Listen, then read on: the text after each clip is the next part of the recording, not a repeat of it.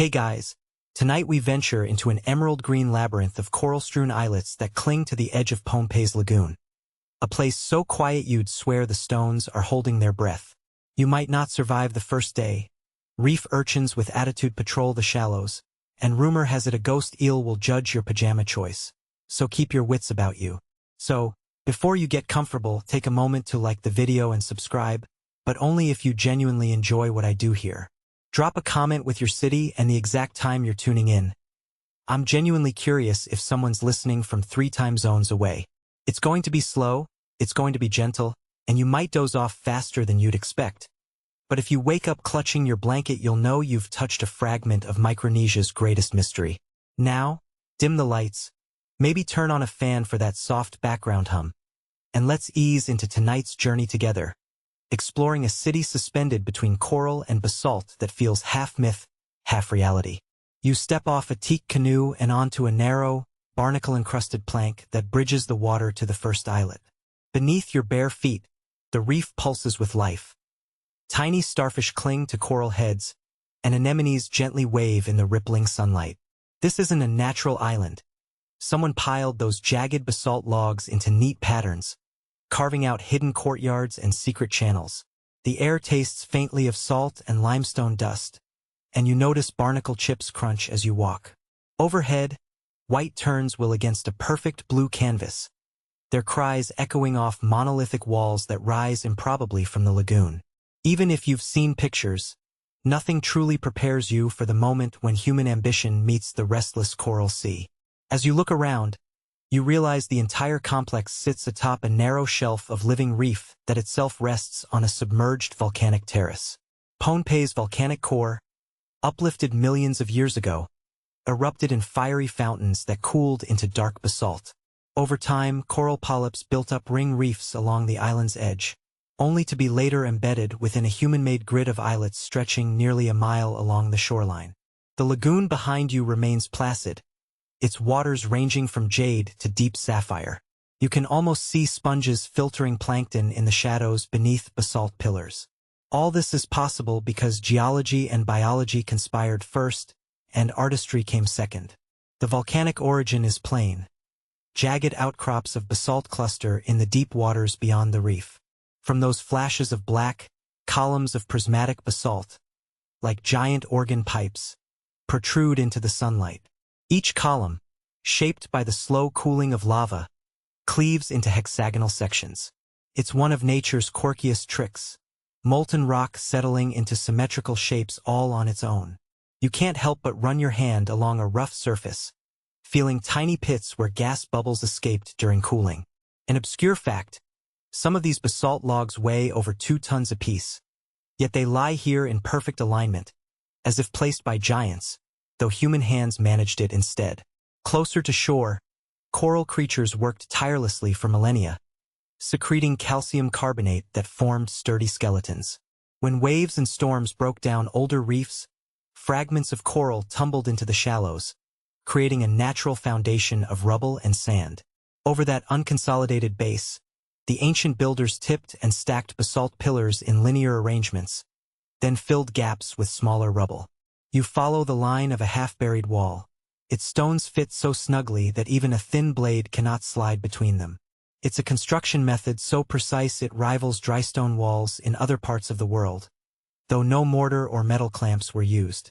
Wading a few feet deeper, you notice pale blue water channels between the islets. These waterways aren't accidental. They serve as tidal valves, letting the lagoon breathe with each rising and falling tide. On a high morning tide, water floods through covered passages, cleaning out silt and refreshing hidden pools. As the tide ebbs, subtle grooves carved in the basalt guide water back to the open sea.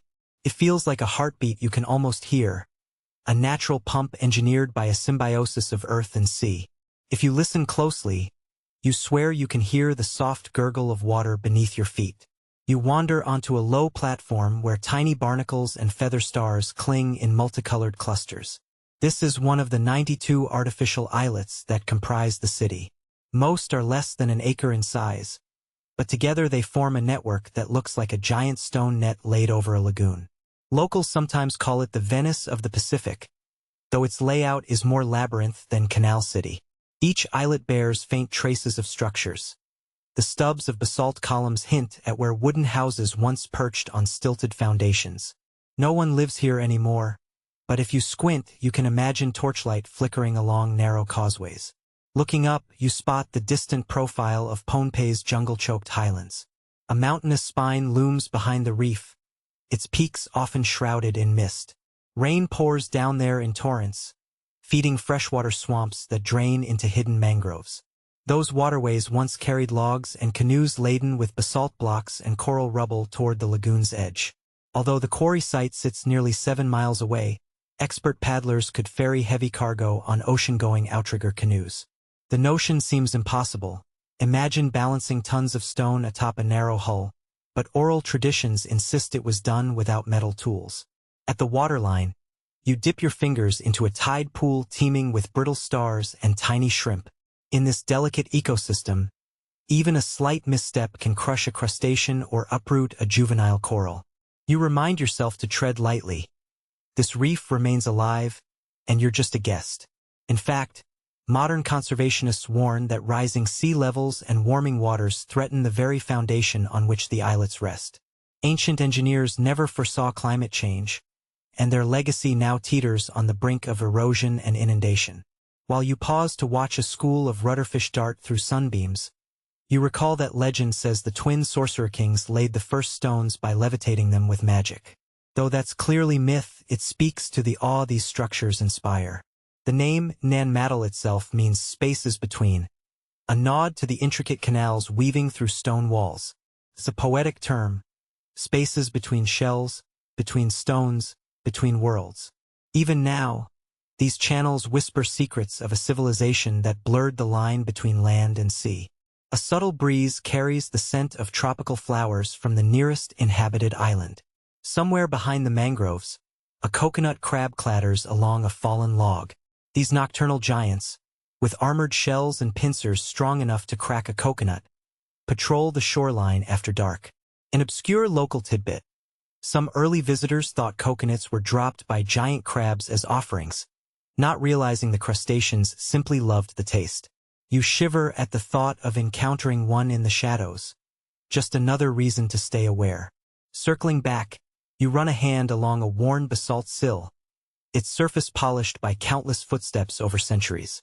Archaeologists estimate that construction began around 1200 CE and continued until roughly 1600 CE, when the Saudeleur dynasty fell. Historians are still debating this question. Some radiocarbon dates suggest earlier reef islets predate the dynasty by centuries, while others insist most building happened in a narrow window of time. That uncertainty only deepens the mystery of who decided to transform coral rubble into a grand palace city. Everywhere you look, coral species mingle with human masonry. Branching acropora corals peek through crevices, and massive porites colonies form bulbous mounds against stone walls. If you watch long enough, you'll see tiny fish dart in and out of gaps, turning empty chambers into nurseries. It's as if the city lives on, repurposed by nature itself. An academic note floats through your mind. Reef ecologists debate how these mixed habitats compare to purely natural reefs in biodiversity. No one has a definitive answer yet. The lagoon water here runs clear enough to glimpse sea cucumbers crawling across the sand below. These strange echinoderms ingest sediment, leaving trails of cleaned substrate in their wake. Ancient builders might have considered these creatures pests, but today they're seen as ecosystem engineers. If you drop a pebble, you disturb tiny organisms centuries old, and that ripple effect reminds you how every element, from basalt to brittle star, plays a role in this living tapestry. You stand in silence, the only sound a distant gull and the gentle lap of water against stone. For a moment, you feel unmoored in time, as if you've slipped through a crack in history and landed in a half-forgotten realm. No written records explain exactly why people chose this spot. Some theories propose a ritual landscape, others point to strategic defense. Historians are still debating this question. That unresolved tension hums beneath your skin, as thrilling as any ghost story.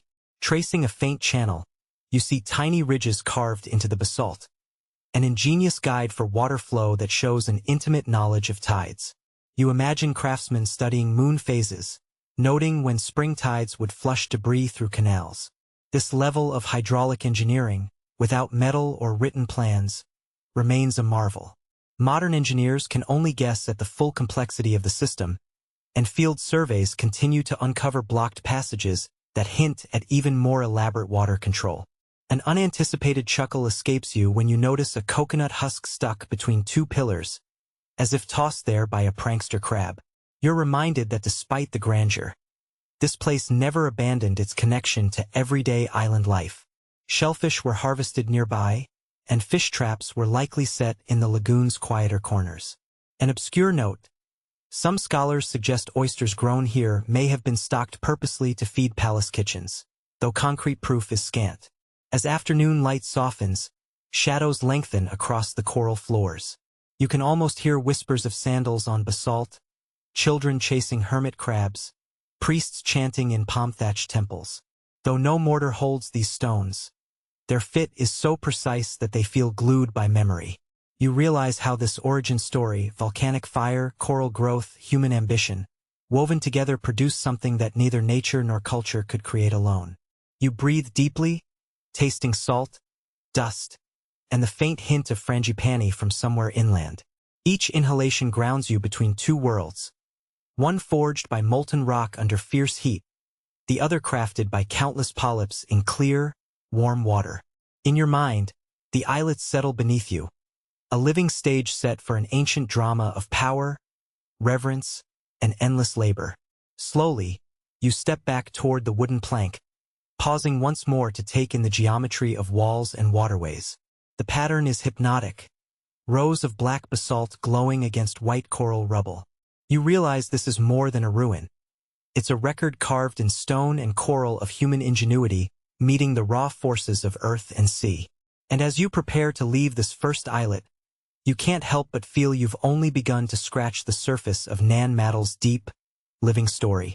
You blink against sudden moonlight filtering through swaying palm fronds, and there, etched against the night sky, is the silhouette of two figures standing atop a basalt dais. You move closer, heart pounding like a drumfish's fin beats, and overhear villagers whispering that these are the twin sorcerer kings, Olisipa and Olisopa, who arrived from a distant island, carrying magic in their fingertips.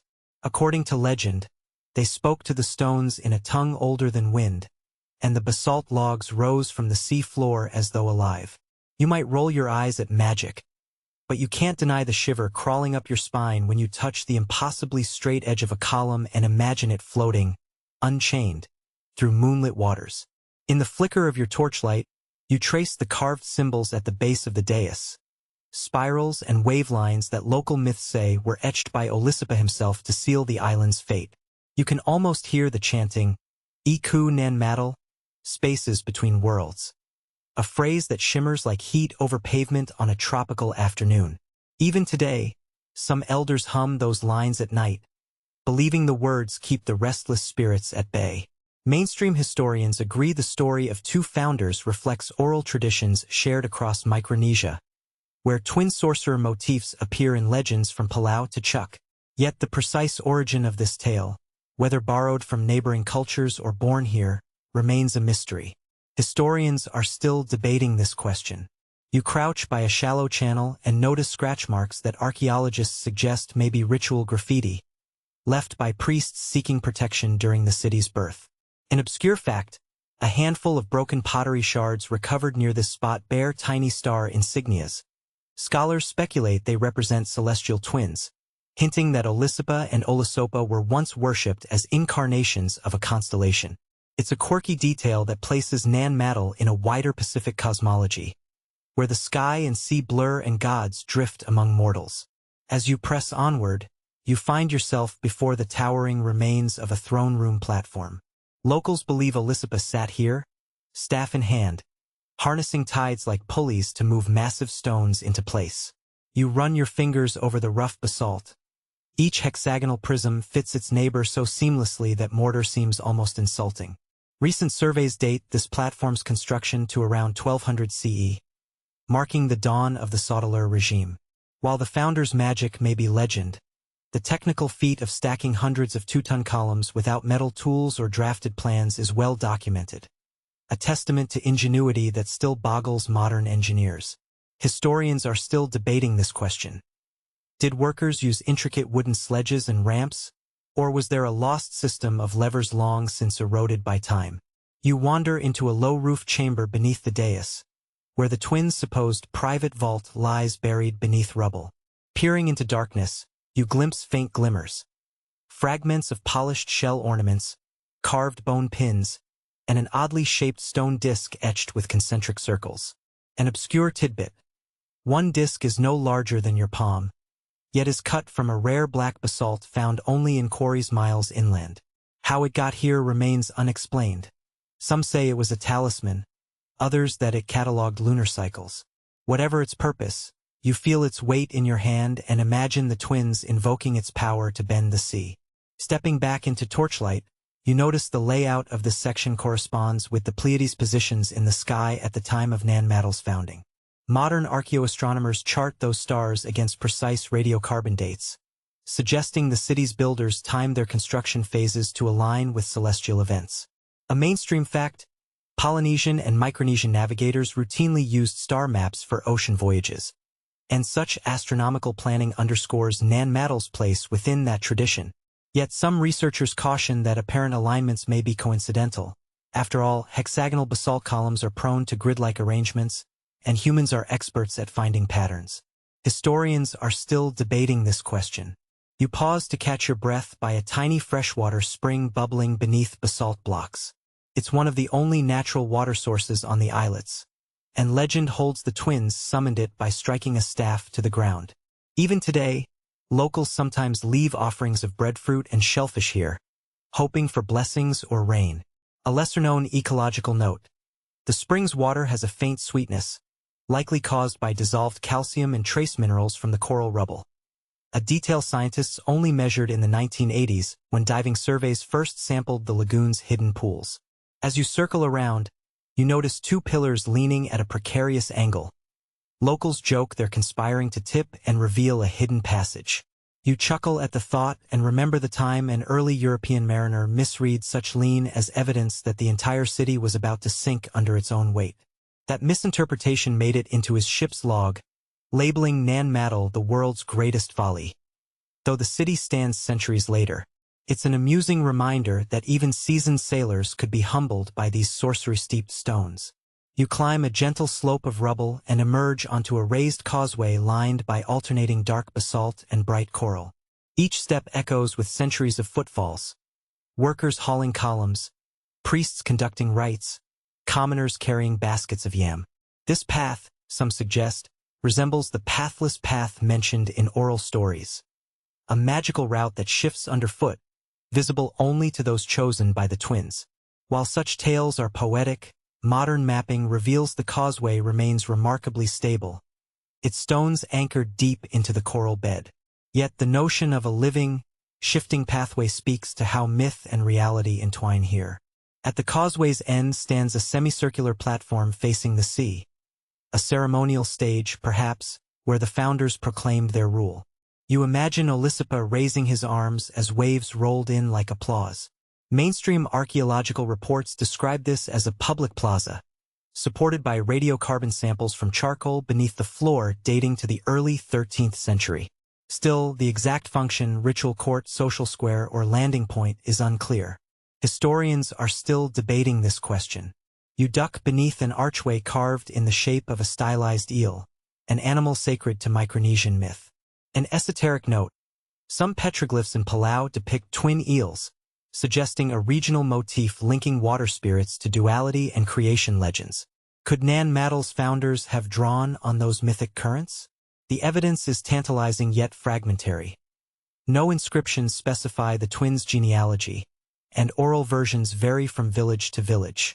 That patchwork of tales highlights how history here is as fluid as the lagoon's tides. Walking through the arch, you come upon a shallow pit lined with discarded basalt flakes, debitage from tool-shaping workshops. Though volcanic stone cannot be carved with metal, finely honed coral tooth chisels and clamshell scrapers leave telltale marks. You scrape a small chip off the wall to feel its grain and realize that even the roughest-looking surfaces received meticulous attention. A tiny trivia. Some coral tools were literally carved from giant clamshells transported from islands hundreds of miles away, a testament to the wide trade networks in place. Those networks likely brought ideas like twin sovereign archetypes to Nan Madol's shores. You finish your circuit back at the dais where the twin founders first set foot. The platform's rim is crowned by 13 basalt stelae, one for each island in the Pohnpei group, the oral tradition says. While no inscription names them, map-like engravings on 3 stelae correspond eerily with island shapes. Scholars debate whether these are intentional cartographic markers or simply decorative patterns. Historians are still. You step gingerly across a low coral causeway toward a broad plaza, where the air hums with purpose, a shift from whispered legend to the stern hum of authority. Tonight, you become an observer of power in motion, as the Saudeleur dynasty swings into its stride. The twilight sky sinks behind distant palms, and lanterns flicker atop slender basalt columns that mark the boundaries of a new political heart.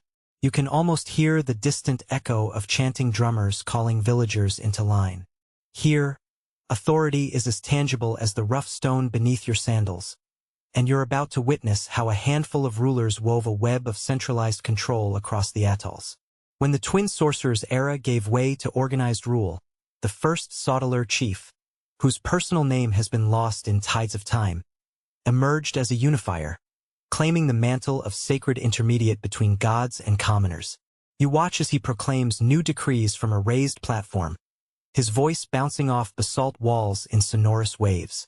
Historians note that by around 1250 CE, Pohnpei's disparate clans had been consolidated under this Saudeleur authority, forging a hierarchy that funneled tribute upward fish, taro, woven mats, through an intricate network of aides and subordinate chiefs.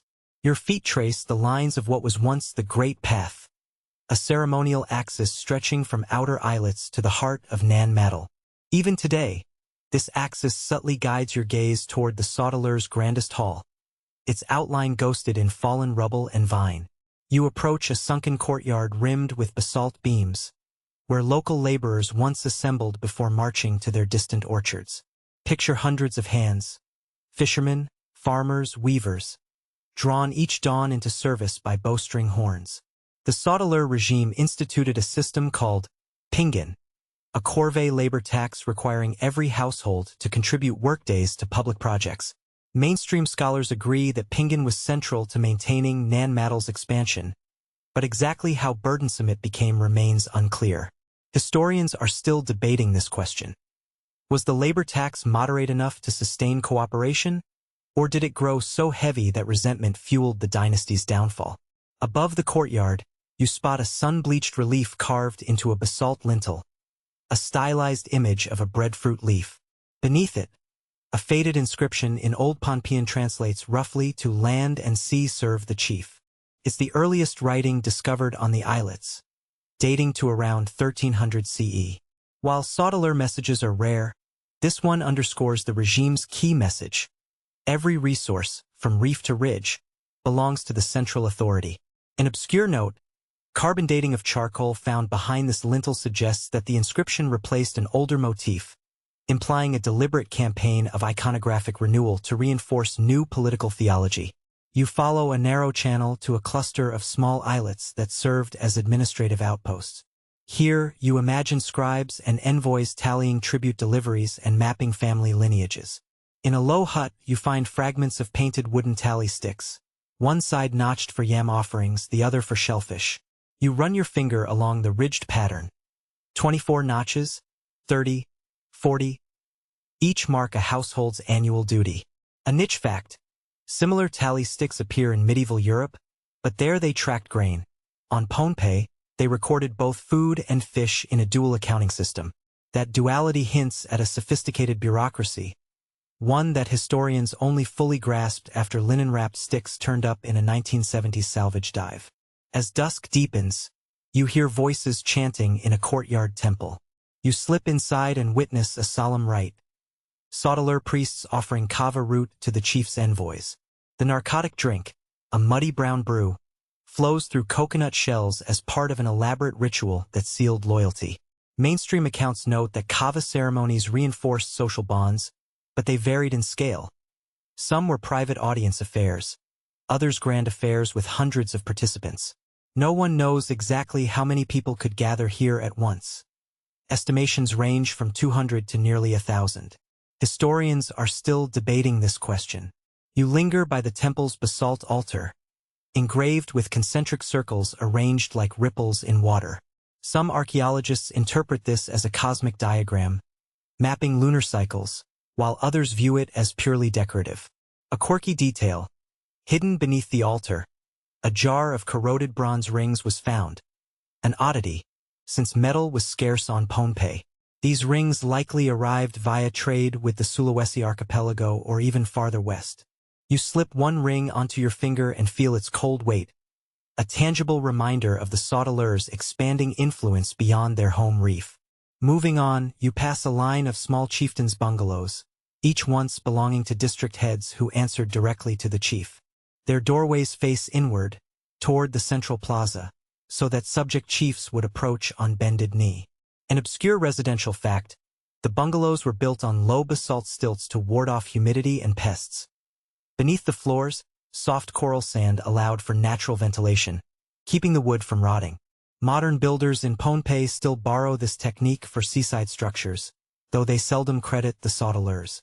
When the full moon emerges, you notice a set of star alignments marking the plaza's southern edge. The Saudeleur chief held annual moon viewing ceremonies on this spot, tying political renewal to celestial cycles. According to oral tradition, failure to observe the moon's path correctly could bring misfortune. Old tales speak of a Saudeleur punished by drought after miscalculating a lunar station. A recent archaeoastronomy paper confirmed that the plaza stones align within 2 degrees of the moon's northern major standstill, an impressive precision for builders without telescopes. Yet skeptics argue the fit may be coincidental, cautioning against overreading astronomical intent. Historians are still debating this question. Your path takes you to a raised embankment where you find discarded pottery shards painted with geometric motifs, zigzags, and crosshatches. These resemble designs on highland Pohnpeian pottery rather than coastal styles, suggesting tribute flows inland as well as out. An obscure pottery tidbit. Some shards bear traces of a unique red mineral pigment only found in rivers near the island's center, indicating that highland communities supplied materials for elite feasts. That flow of goods reinforced the Saudeleur's claim to rule both reef and mountain peoples. You climb a small rise to peer down at a vast basin, once a fish pond teeming with mullet and emperor fish. The Saudeleur chief controlled this resource, releasing fish into lagoon channels during major festivals to generate spectacle and awe. Today, the basin lies choked with algae, but you can still make out the low basalt walls that once held water in. Ecologists debate whether such fish ponds significantly boosted food supplies or served primarily ritual purposes. Historians are still debating this question. Nearby, you stumble on the remains of a watchtower, a single basalt column perched on a mound, offering views across the lagoon.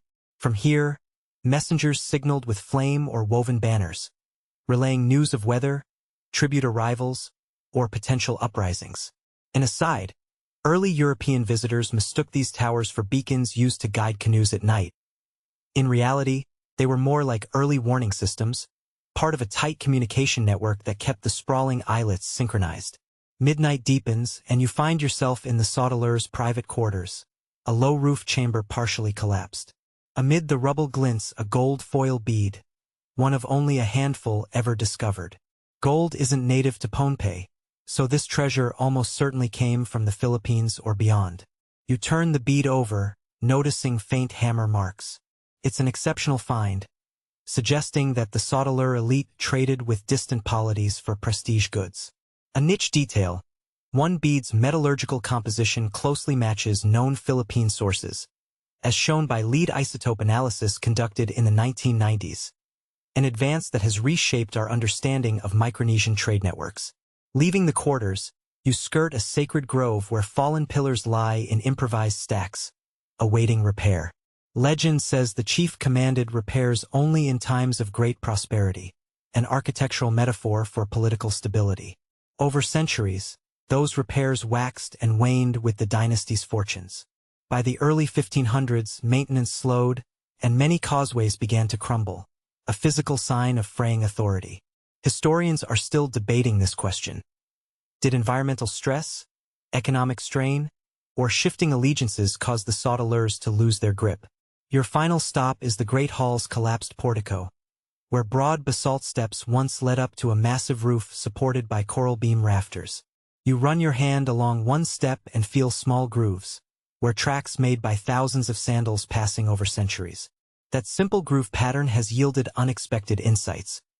Where analysis suggests that most traffic was one way, moving toward the hall in the morning and away at dusk, implying a strict daily schedule of ceremonies and audiences.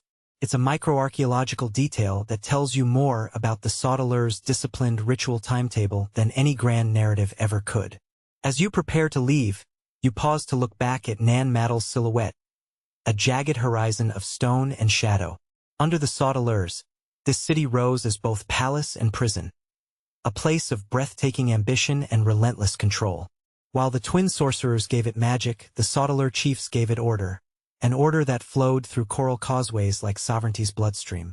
But every system hums its own tune of tension, and here, at the heart of an oceanic labyrinth, you sense the first soft cracks in the Saudeleur's veneer of invincibility.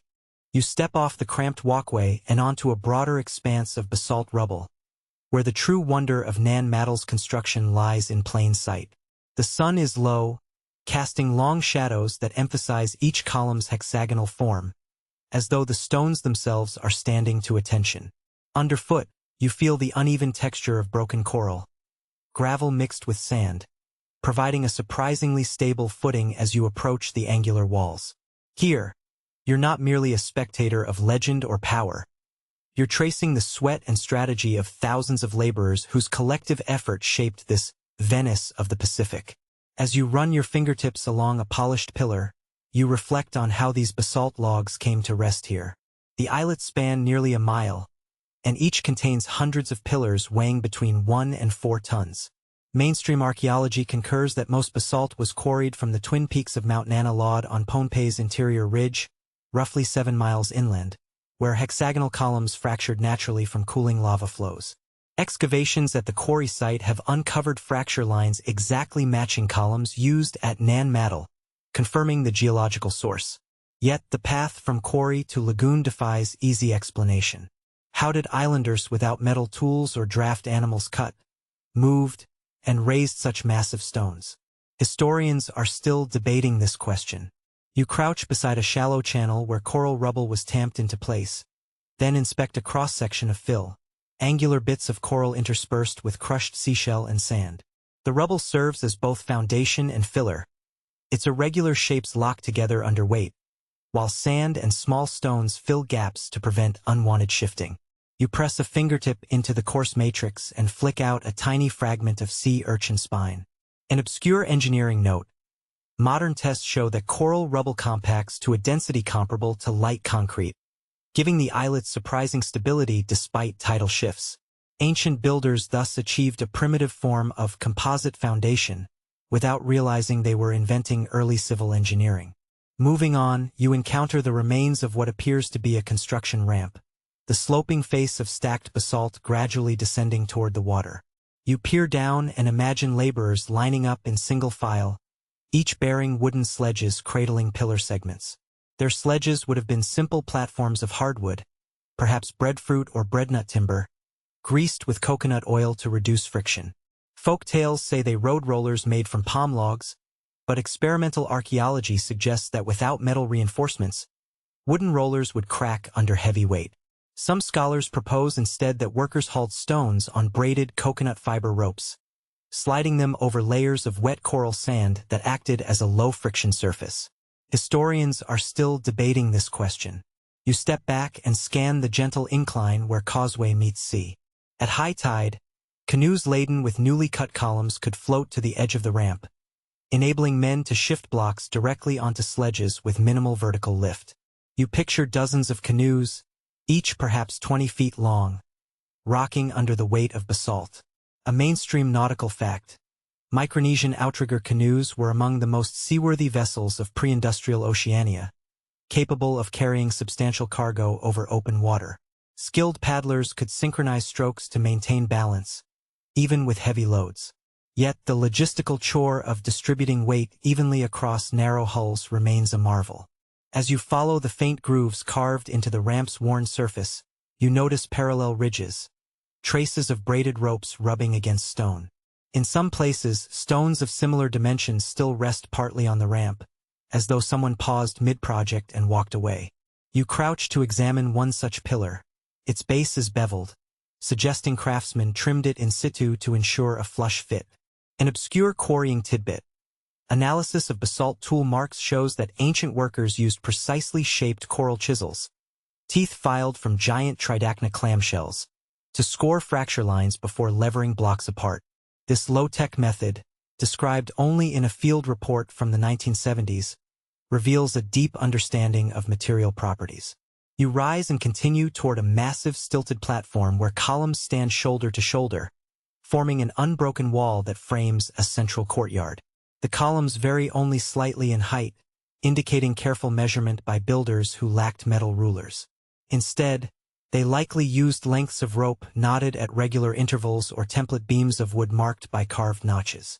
A mainstream construction fact: many Pacific Island cultures measured distances with standardized bamboo rods. Though no such rods have survived on Pohnpei, it's presumed that Pohnpeians adapted similar methods with local timbers. Yet direct evidence remains scant, and exact measuring tools have never been recovered. Historians are still debating this question. Pausing in the shade of the columns, you watch daybreak light illuminate the courtyard's coral rubble floor. Tile-like slabs of coral cement patches where sand washed through over time, suggesting periodic maintenance by caretakers. You bend down and pick up a small lump of white material, crushed coral mixed with water and bound in place by pressure. When dry, it hardens to a level surface. An obscure maintenance fact: ethnographic accounts note that similar coral mortar was used in Tonga and the Marshall Islands to repair reef structures. But its use in Pohnpei appears uniquely sophisticated, filling cavities and reinforcing stone walls from below. With a gentle breeze rustling palm leaves overhead, you stroll along a passageway flanked by pillars. The spacing between columns narrows here, creating a funnel-like corridor. Legend says this design forced visitors into single file, a subtle assertion of control by the ruling elite. Modern researchers agree that narrow causeways would slow movement, preventing large groups from storming inner sanctums unnoticed. Yet some argue they served a hydraulic function, channeling tidal flows during high water to flush debris. Historians are still debating this question. You reach a junction where four causeways converge, forming a cruciform layout that resembles the arms of a compass rose. In plan, the islet grid aligns roughly with cardinal directions, though local magnetic anomalies make precise alignment impossible without reference stars. You imagine surveyors, priests, or master builders, staking lines with wooden posts and sighting stars by eye. An obscure surveying note: fragments of a carved wooden quadrant were found in a collapsed hut nearby, though radiocarbon dating places it centuries after initial construction, suggesting ongoing layout adjustments rather than a single master plan. Pressing on, you come upon a stretch of wall where basalt columns stand like piano keys, vertical prisms crowned with coral rubble. Between them, dark gaps reveal empty chambers that once held wooden palisades or woven mats for insulation. You slip your hand into one gap and feel the cool interior of a primitive room. The effect is surprisingly cozy. In calm weather, breezes through the stones would ventilate interior spaces, keeping humidity in check. A mainstream architectural fact: island societies often built houses on raised platforms to avoid pests and damp, but Nan Madol's stone foundations elevated entire villages above the lagoon's brackish reach, a dramatic amplification of that practice. You circle the islet's edge to find where scaffolding might have stood during construction. Carved notches in the basalt suggest where horizontal wooden beams once slotted, supporting platforms for masons to stack higher courses. You imagine dozens of workers on planks 10 feet above water, passing stones to row after row of laborers. An obscure scaffolding detail: ethnographers recorded stories of floating scaffolds, made from bamboo rafts lashed to driftwood, allowing builders to reach outer walls from the lagoon side. While no bamboo remains, the notches in surviving columns match the dimensions of common bamboo poles, hinting that this practice existed here too. As you trace a semicircular section, you notice that some basalt logs show chisel marks even on their tops, not just sides. Those marks indicate that builders trimmed lumps and protrusions after placement, fine-tuning each stone's fit. You kneel and look closely at a precisely cut 10-sided polygon, an exceptional rarity, since most columns are 6-sided. This decagon may have been a decorative keystone at a critical corner, or perhaps a later repair piece. Either way, it reveals a level of workmanship beyond basic stacking. Historians are still debating this question. Was there a specialized master stonecutter caste, or did all laborers possess similar skills? Moving inward, you enter a partially walled compartment where the lower courses are laid but upper columns are missing. Here, you can see the builder's to-do list in stone. Half-finished walls reveal the sequence of construction. The corners, squared first, provided reference points for aligning adjacent walls. Then infill columns rows in rows, carefully leveled using wooden plumb bobs hung from notched rods. You pick up a fragment of rope twine. Fibers of coconut husk still cling to it. Radiocarbon tests date it to around 1350 CE, confirming that such leveling techniques were in use mid-dynasty. An obscure architectural note. Sites on Yap and Khosrae show similar use of line and plumb methods, suggesting a shared knowledge network across Micronesia. Beyond the unfinished chamber, you step into a shady nook where lichen patterns have painted the basalt in muted greens and yellows. Here once stood a row of coral beam rafters, long since eroded, that supported a wooden superstructure. You crouch to imagine a thatched roof sloping above you, thatch tied with coconut cord, shedding tropical rains. Modern reconstructions use similar materials, thatch, palm fiber ropes, and hardwood beams, based on ethnographic parallels in Pohnpei's outer islands. Though no roof timbers survive, mortise holes in the columns provide unmistakable evidence of the vanished canopy.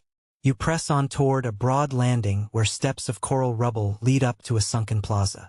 Each step is shallow and wide, suggesting that processions moved slowly, ritual walks rather than hurried climbs.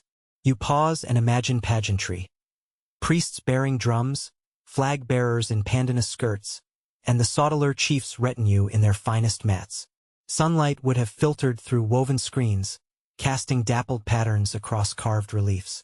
An obscure ceremonial note. Early 20th century ethnographers recorded a rite called moonlit sapu, held on a similar staircase, where initiates trudged barefoot in silence, marking their passage into adulthood. Though no direct link to Nan Madol survives, the echo of solemn stairs persists in local custom. Finally, you reach a vantage atop a short rise, looking back over this islet's fortress-like walls. The stones here stand not as isolated columns but as a cathedral of basalt, each log serving as both wall and monument. You realize that building Nan Madol was not just construction but choreography. Quarrying, hauling, stacking, trimming, and decorating each piece in a precise order that turned raw volcanic rock into living architecture. Against a backdrop of coral, sea, and sky, these columns rise like silent witnesses to human ambition harnessed by community and ritual. You let out a slow breath and step down toward a sheltered cove of coral sand, waves lapping in gentle applause. The story of how Nan Madol was built has no single author. It's etched across every face of every pillar, in every ridge carved by rope, and in every layer of packed rubble. You may never know exactly how they did it, but as you stand amidst the stones, you feel the pulse of ingenuity that thrummed through ancient hands.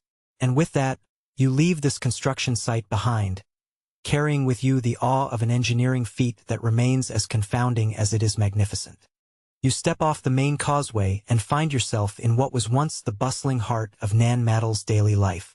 Lanterns no longer hang from doorways, but you can almost hear the murmur of neighbors greeting one another in Old Pohnpeian, their words soft against the stone. Stilted wooden dwellings once perched atop shorter basalt pillars here, each back porch facing toward the lagoon so families could fish before breakfast. You pause to imagine children scrambling over narrow planks, chasing hermit crabs into tide pools, their laughter carried by the salt breeze. In those days, the city was home to perhaps 2,000 souls, a mix of chiefs' retinues, craftspeople, fishers, and farmers, who carved out a life on 92 artificial islets. You wander past the stub of a basalt column that supported a low-floor dwelling. Underneath, the coral rubble floor was swept daily, and fish guts tossed out for crabs and seabirds.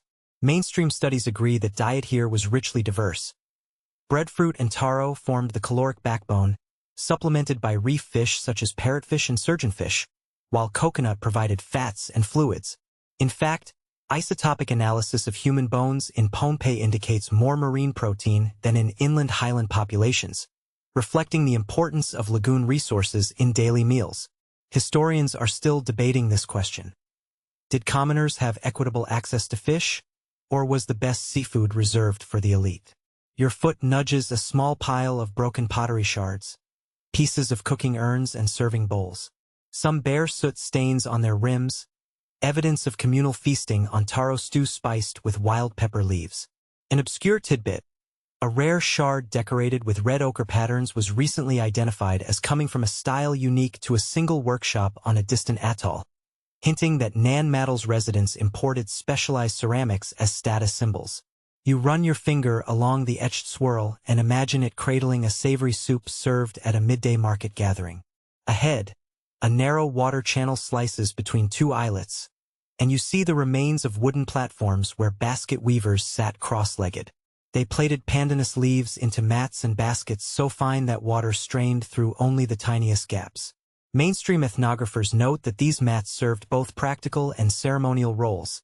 Every household owned several, but the finest, dyed with mangrove bark, were given as tribute to the Saudeleur chief each year. An academic debate continues. Were weaving techniques standardized by a centralized guild, or did each village maintain its own style?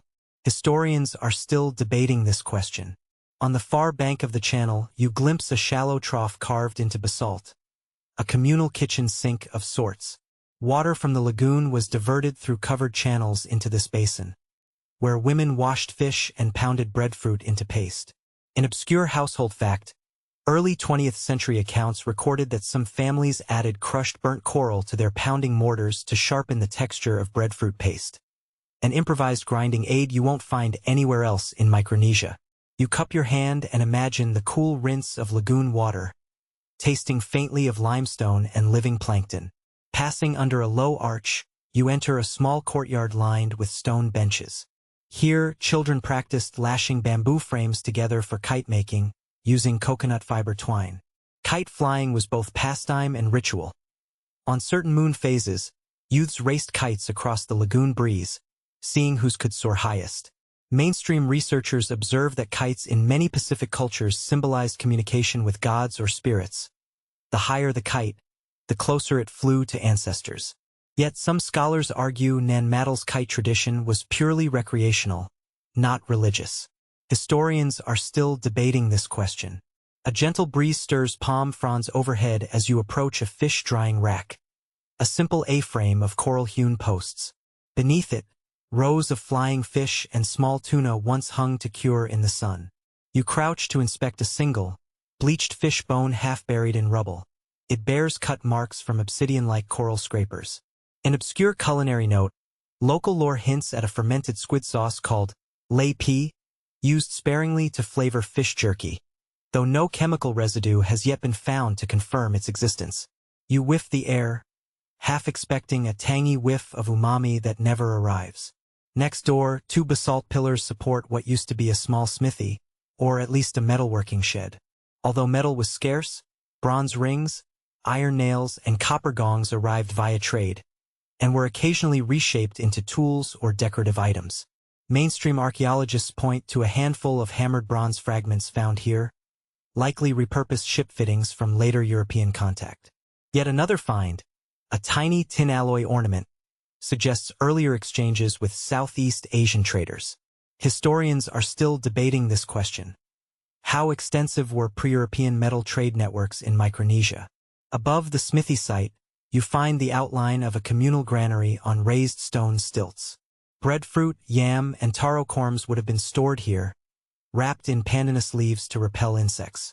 A niche agricultural detail. Experiments show that placing bamboo strips across the stilts deters rats more effectively than stone alone. A technique still used by highland farmers on Pohnpei today.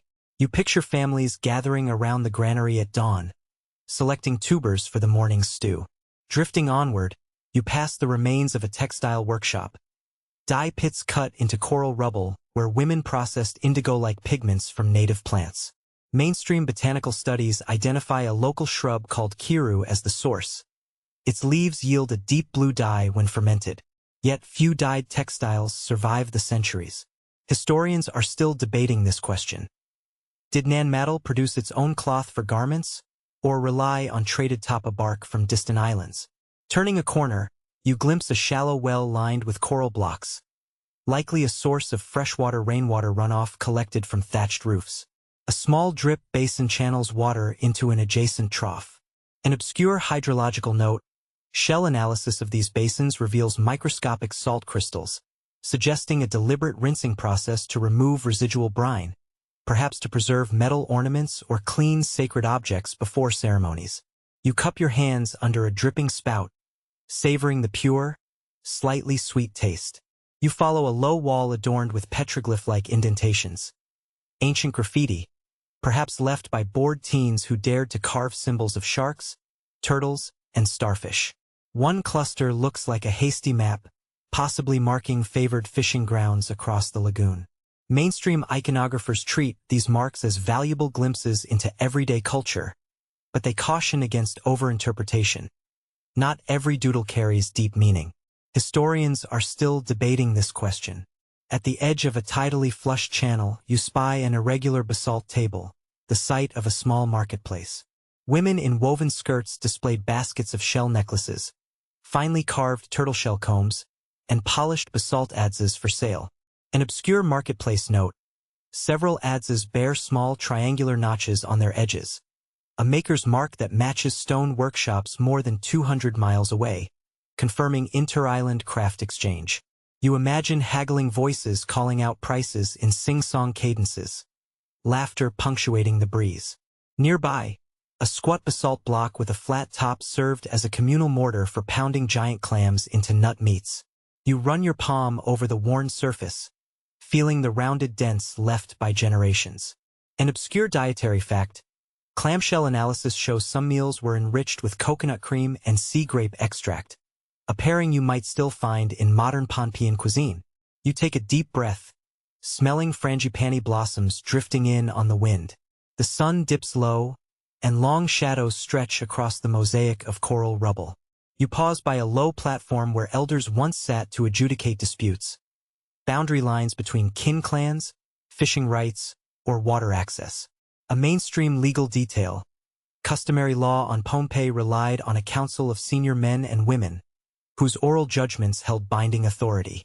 But among commoners, appeals to the Saudeleur chief were possible only in high-stakes cases. Historians are still debating this question. How independent were village councils under the strictures of the central regime? Next, you find the ruin of a small chapel-like structure where priests chanted blessings over infants. Its roof beams long gone, you can see the altar stone, scarred with tiny depressions, perhaps for placing offerings of areca nut and shell beads. An obscure religious note. Some elders claim this was also the site of a fertility rite, where palm fronds were woven into crowns and placed on expectant mothers to invoke plentiful offspring. No written records exist, so the exact nature of such ceremonies remains untold. You continue past another fish trap contraption, two basalt walls forming a V-shape, designed to funnel small fish into a basket at low tide. Mainstream ecological studies note that these weirs were sustainable. They harvested juvenile fish in moderation, allowing stocks to replenish. But conservationists worry that if overused, similar traps could decimate key species. Historians are still debating this question. Did ancient fishery management on Pohnpei maintain balance, or strain reefs during population peaks? Finally, as dusk turns to deep purple, you arrive at a communal fire pit carved into a low coral hearth. Here, villagers gathered each evening to share stories, roast breadfruit slices, and toast coconut marshmallows. Wait, coconut marshmallows?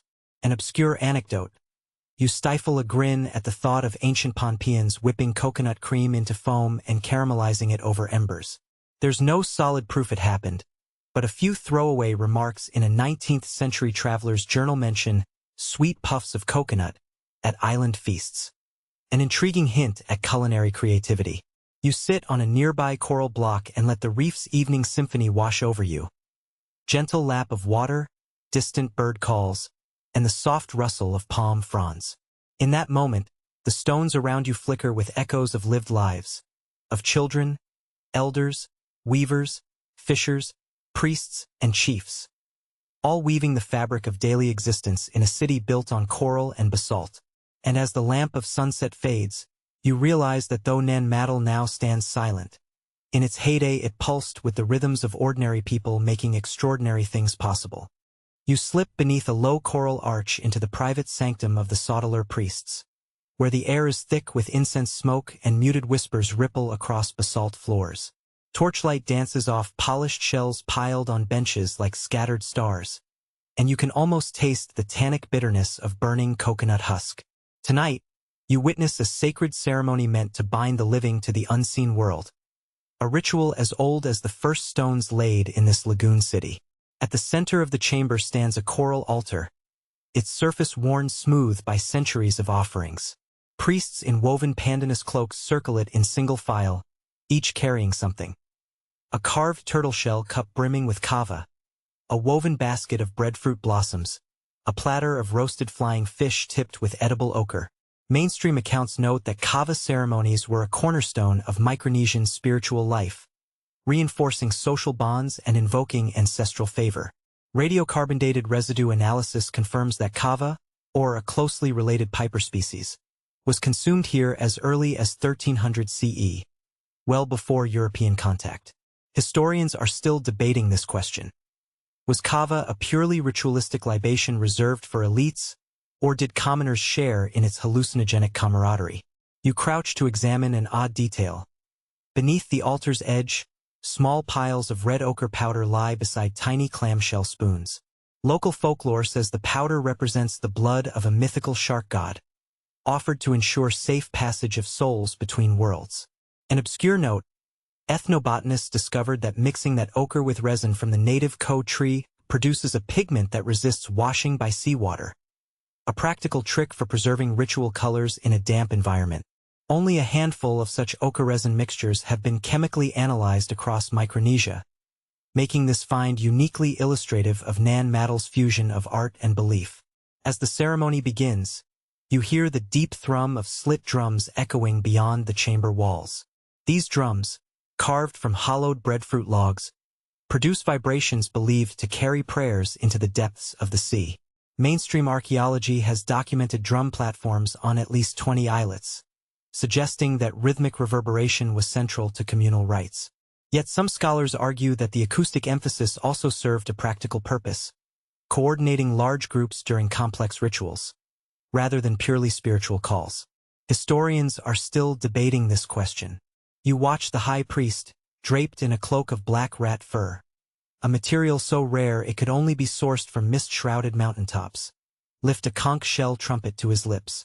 The sound that emerges is a shuddering wail, weaving through stone corridors and out into the lagoon, where fishermen once believed it guided ancestral canoes back home.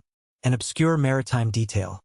Early ethnographers recorded that each trumpet shell was bored with precise finger holes, allowing skilled players to mimic bird calls as part of dawn ceremonies, though no shell trumpets with such holes survive at Nan Madol today. The ceremony's centerpiece is the presentation of a living octopus, its arms draped over the altar like a dark crown. You recoil slightly as priests press the cephalopod's mantle, releasing ink into shallow basins carved in the coral.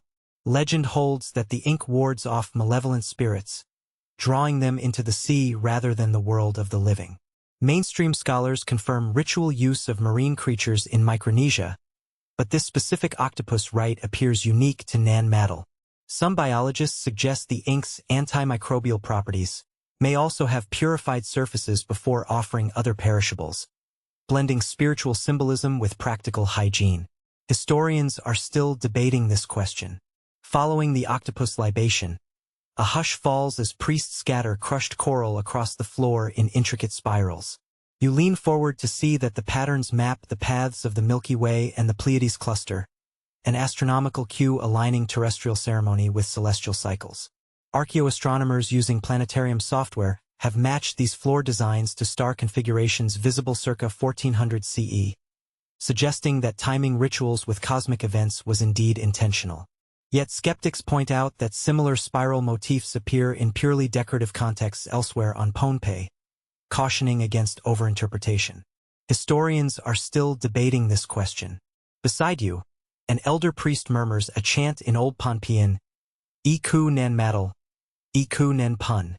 You translate quietly in your mind. Between stones, between worlds. It's a phrase said to open the veil separating the living from the dead. Mainstream linguists note that this formula appears in oral histories from Colonia to Kapingamarangi, though the precise meaning shifts in each narrative, reflecting a fluid cosmology. Some philologists suggest the chant predates the Saudeleur era, yet direct linguistic evidence is sparse. Historians are still debating this question. A sudden flicker of torchlight reveals a small shrine to the shark god Ubaga, carved from a single coral head block. It depicts a creature half-man, half-fish, its maw open in silent roar. You slip closer to inspect the base, where faint petroglyphs show human figures emerging from the sea. According to modern anthropologists, these images echo broader Austronesian creation myths linking ancestral founders to marine spirits.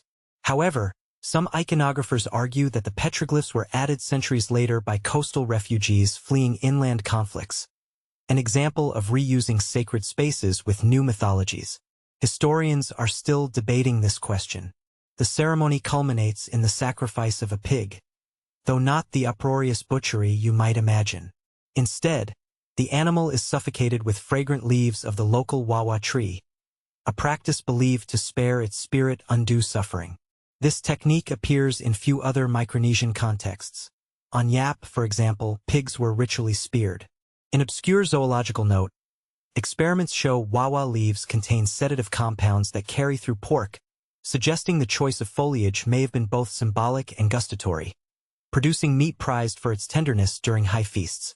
As dawn approaches, the final rite unfolds on an open-air terrace overlooking the lagoon. Priests lead 12 young novices, 6 boys and 6 girls, robed in white tapa cloth, each carrying a coral pebble engraved with a clan symbol. They walk in pairs toward a shallow pool, where they wash the pebbles in seawater, symbolizing purification and rebirth. Mainstream ethnologists document coming-of-age ceremonies across Micronesia, but Nan Madol's dual-gender initiation seems particularly egalitarian. Some gender studies scholars argue this reflects Pohnpeian social structures, though others caution that colonial observers may have misread nuanced roles. Historians are still debating this question. You note an unexpected detail. One novice carries a tiny shell whistle, believed to summon benevolent spirits as part of the initiation. Whistle use in Micronesian rites is rare. Most communities employed drums or chants. Scholars speculate that the shell's high-pitched tone mimicked bird calls, symbolizing freedom and transition, a poetic choice for initiates stepping from childhood into the wider world.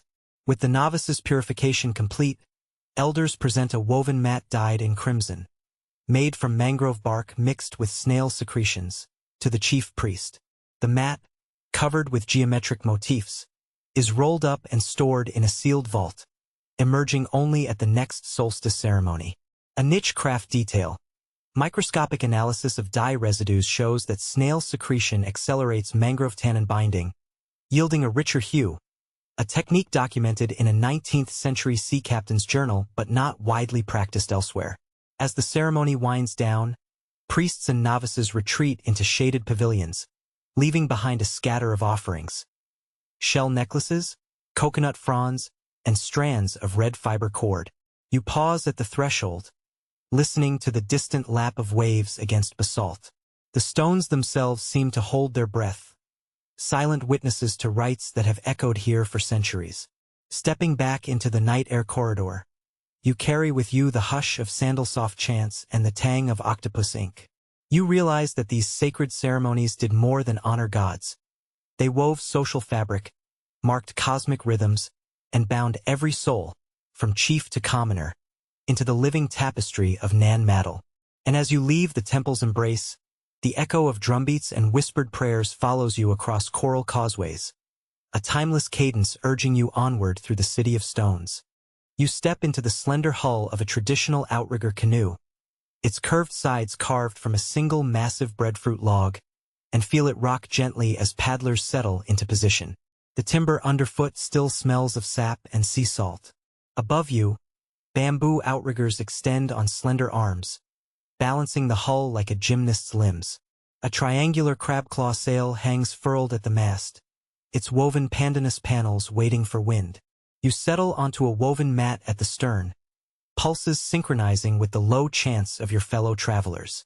You grasp a carved paddle, its blade shaped like a fish tail, and feel the grain of the wood warm under your fingers. This vessel, you realize, is more than transport. It's a floating microcosm of Nan Madol's far-flung world. Before departure, the canoe's hull is scraped clean of barnacles and driftwood by deft hands wielding clamshell scrapers. Mainstream accounts note that every paddler learned this maintenance ritual young, understanding that fouled hulls slow speed by up to 20%. To further reduce drag, you watch as someone pours a mixture of coconut oil and crushed coral over the hull, a crude but effective anti-fouling method passed down through generations. An obscure maritime note: ethnographers once recorded that traders added crushed pumpkin seeds to the oil to act as a mild pesticide, keeping wood-boring insects at bay during long voyages.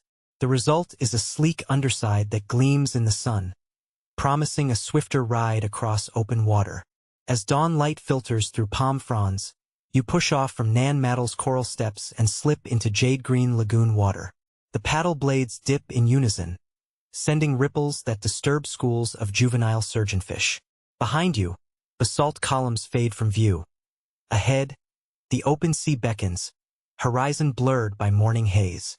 You lean forward, feeling each rhythmic pull of water, and sense the canoe accelerating. Historians note that Micronesian traders perfected this lateral sailing technique by the 13th century, using crab-claw sails to harness side winds without capsizing their narrow hulls. Yet exactly when this innovation reached Pohnpei remains unclear. Some propose early adoption predating Nan Madol's heyday, while others argue it was a later import. Historians are still debating this question. When you gaze down through clear water, ghostly shapes of manta rays drift beneath the hull, their wide fins stirring plankton into ephemeral clouds of bioluminescence. According to legend, sailors believed these gentle giants guided canoes at night, their pale forms traced by torches as beacons. An obscure archaeological find near Guam recovered a broken lateen-shaped mast and fragments of coconut fiber rope matching pre-European Micronesian designs, suggesting that lost vessels sometimes sank along these routes. That wreck reminds you that every voyage carried risk, and that many priceless cargoes may lie undisturbed on the seafloor, waiting to speak of ancient connections. In the center hold, you see bundles of polished freshwater shells, particularly the prized disc-shaped heller beads used as currency throughout Micronesia. These shells, some no larger than a dime, circulate like coinage. One heller might purchase a mat of fine pandanus weaving or a carved wooden stool. Mainstream economic models credit shell money with fostering inter-island exchange. Yet the precise mechanisms for standardizing value remain contested. Did each atoll maintain fixed exchange rates based on local supply? Or did traders negotiate value case by case? Historians are still debating this question, and you wonder whether the answer ever truly mattered to those watching the horizon for land. Nestled beside the shells are tightly rolled pandanus mats dyed in shades of crimson and ochre. These tribute mats are reserved for Saudeleur gift exchanges, presented during diplomatic voyages to distant atolls. An obscure textile detail. Microscopic analysis reveals that dyers sometimes soaked pandanus strands in urine-soaked pits to accelerate tannin fixation, a pungent trick that yielded richer, longer-lasting hues. You unroll a mat and feel its supple weave, imagining its journey from inner highland workshops to coastal canoe landings, a tangible symbol of Nan Madol's power. Off in the distance you spot the first landfall, a tiny atoll ringed by coconut palms and low dunes. This could be one of the Mortlock Islands, where Pohnpeian envoys stop to exchange shell currency for rat pelts and rare hardwoods. As you approach the sandbar, you note low basalt storerooms, built by earlier visitors, still standing like silent customs warehouses. You land on white coral sand and step onto stone steps leading to a thatched pavilion. Local traders greet you, lashing their own outrigger canoes to coral posts. Brightly colored parrots screech overhead, and you breathe in the scent of pandanus flowers as bartering begins. In the pavilion, you lay out mats and shell beads on a broad wooden table. Men from both sides examine the offerings. Polished tridacna shells, beautifully carved turtleshell combs, and small bronze rings, rare survivors of a Southeast Asian exchange network. Mainstream archaeology confirms that bronze reached Pohnpei via Sulawesi or even farther west before Europeans arrived. Yet the scale and frequency of these pre-European metal trades remain puzzling. Historians are still debating this question. Did large-scale shipments occur? Or were metal items truly scarce enough to be occasional prestige gifts only? A trader from the Mortlocks presents streaked bloodwood staffs, Manila-sourced Alstonia prized for deep red hue. You examine the polished grain, noting tool marks consistent with Pohnpeian carving techniques. A niche diplomatic detail. These staffs were often used in late-night council meetings, their color symbolizing the blood bond between islands. The exchange concludes with laughter and a kava toast, damp earth sweetness twining with bitterness. A right-sealing friendship before the canoe returns to open ocean. Back on board, you hoist the crabclaw sail, its fabric catching an offshore breeze. You lean into the mast, adjusting the angle to polish speed. A low chant arises around you. A star compass chant that names the Pleiades, Hoculae, and Orion's belt. Celestial markers guiding pulses across vast swells. Mainstream navigators trained young paddlers in such chants, memorizing star positions and wind patterns like musical scores. Yet whether star charts were standardized scripts or oral improvisations remains unproven. Historians are still debating this question, though both modes likely coexisted. As the sun climbs, the sea deepens to cobalt, and the canoe surges through rolling swells. Occasionally, a sudden squall breaks the horizon, dark clouds roaring in like stampeding beasts. The paddlers skillfully reef the sail and lash the outriggers tighter, trimming sail area to keep the hull from heeling too sharply. Mainstream seafaring studies note that Micronesian canoes handled storms better than many European ships of the same era, thanks to lightweight construction and skilled seamanship. Yet accounts from early colonists often dismissed these vessels as flimsy, a misjudgment that underestimates their resilience under expert crews. During a lull, you lean over the gunwale to inspect the surface for floating debris. Small coral fragments sometimes hitch rides on driftwood, inadvertently hitchhiking between atolls. An obscure ecological note, researchers have found barnacle species on Pohnpei reefs that genetically match populations over 1,000 miles west, suggesting that ocean currents, and perhaps trading canoes, played roles in inter-island species dispersal. It's a reminder that trade networks carried more than just goods. They transported life itself. Midway through the journey, you reach another stop. A narrow passage in a reef encircling a small island, possibly in the Chuck Lagoon network. You navigate the coral maze with expert paddlesmanship, skirting razor-sharp bommies that glint like gemstones beneath the surface. You disembark onto a pierced coral landing where a small settlement trades salt-cured fish floss, fiafia, packed in bamboo tubes. Women display strings of sea cucumber beads and small baskets of lei pea, fermented squid paste, a pungent condiment that adds depth to fish and taro dishes. Mainstream ecological studies note that sea cucumber populations were carefully harvested to avoid depletion, though the long-term sustainability of these fisheries remains debated. Historians are still debating this question. After trading, you join a brief feast beneath coconut leaf shelters. Octopus stew simmers on an open hearth, perfumed with wild pepper leaves and coconut milk. A trader whispers that this recipe originates from distant Palon fishermen. An obscure culinary tidbit. Adding crushed wawa leaves to the stock imparts a faint sedative quality, said to calm gut spasms after rough sea crossings. You take a cautious spoonful and feel its warmth spread. Practical medicine wrapped in hospitality. With dusk approaching, you ready the sail for the final leg home. The paddlers shift positions, shoulders straining in unison as the hull catches the rising breeze. A sudden shimmer appears on the horizon.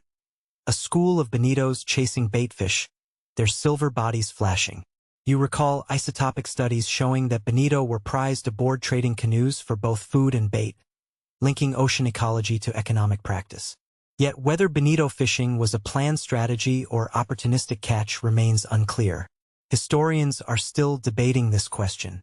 As night falls, you light a small torch at the bow, its flame dancing across dark waters. The stars above reflect in the gentle swells, and you chant the star map once more, guiding the canoe by invisible constellations. Below, you glimpse phantom fish silhouettes gliding between coral bommies. A hush grips the crew, broken only by the steady splash of paddles. A lullaby of humanity's dialogue with sea and sky. When the outline of Nan Madol's basalt silhouettes appears against the dawning sky, you feel the familiar pull of home. You glide up the coral steps, the canoe's hull nudging the rough stones as paddlers push off.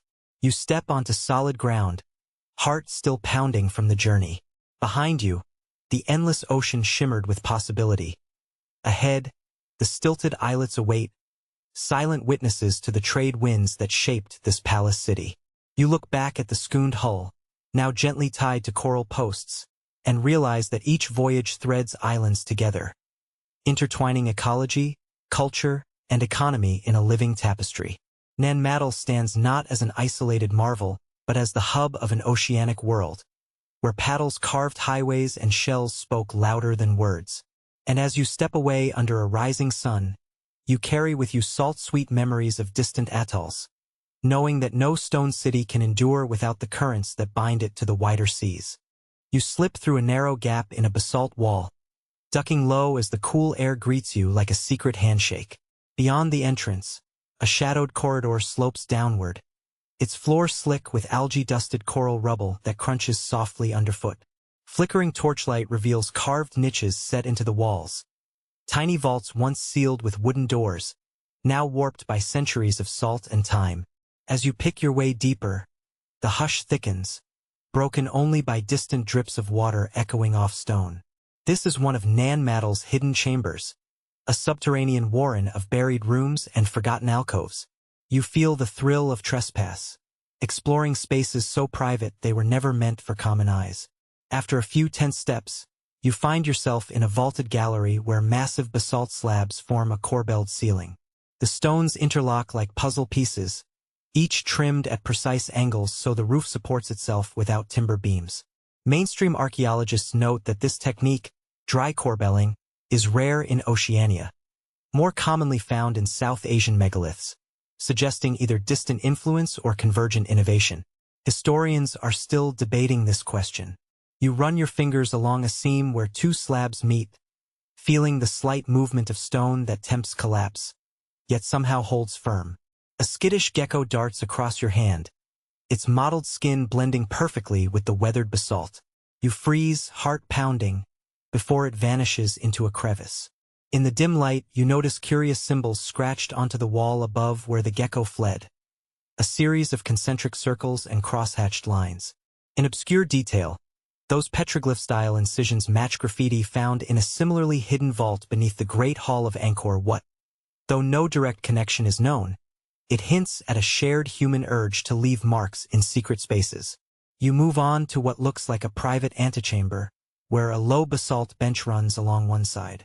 The bench's surface is polished smooth from use, and you imagine someone kneeling here, smoothing a prayer mat or laying out ritual tools. A small niche carved into the bench holds a stack of broken pottery bowls, chipped and blackened by fire. Fragments of painted banana leaf motifs are still visible, delicate green lines on white clay. Mainstream ceramic analysis shows these bowls were wheel-turned on simple lathe-like platforms, an uncommon practice in Micronesia, where most pottery was hand-shaped. Scholars are still debating this question. Did Nan Madol's elites import potters from overseas? Or did local artisans innovate their own rotating tools? Pressing deeper, the corridor narrows until you can barely turn sideways. You pass a shallow trough carved into the bedrock, its bottom worn smooth by centuries of water flow. Rain seeping through coral rubble high above drips into this channel, feeding a subterranean pool where freshwater trickles quietly. An obscure hydrological note: chemical analysis of the pool's water in the 1990s revealed unusually high phosphate levels, possibly leached from buried offerings of fish bones, indicating ritual cleansing took place here. Ahead, you spy a sealed door block of coral rubble and basalt chips, cemented together with a mixture of crushed shell and lime. It stands like a barrier between you and something more secret still. You brush away a few grains of sand, revealing the faint edge of a door that once swung inward on wooden pivots. Prying at the mortar, you feel the urge to push, but resist, knowing that beneath this blockade lies the most storied of Nan Madol's caches. Instead, you follow a side passage that descends via uneven steps to a lower vault.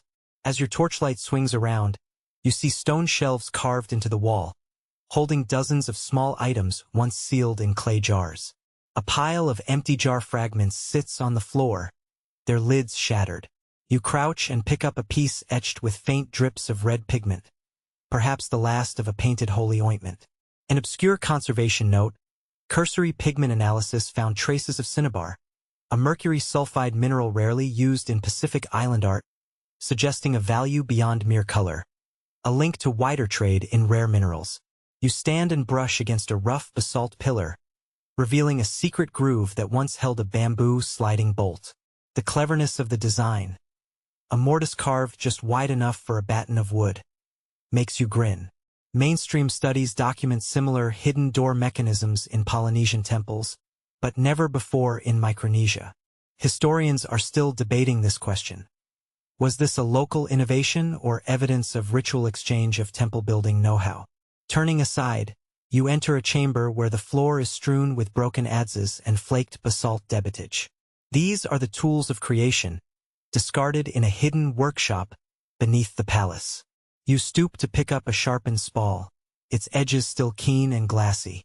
An obscure lithic fact: microscopic striation patterns on the spall indicate it was used to carve coral artifacts, not basalt, betraying an underground industry of sacred coral carving, separate from the grand basalt construction above.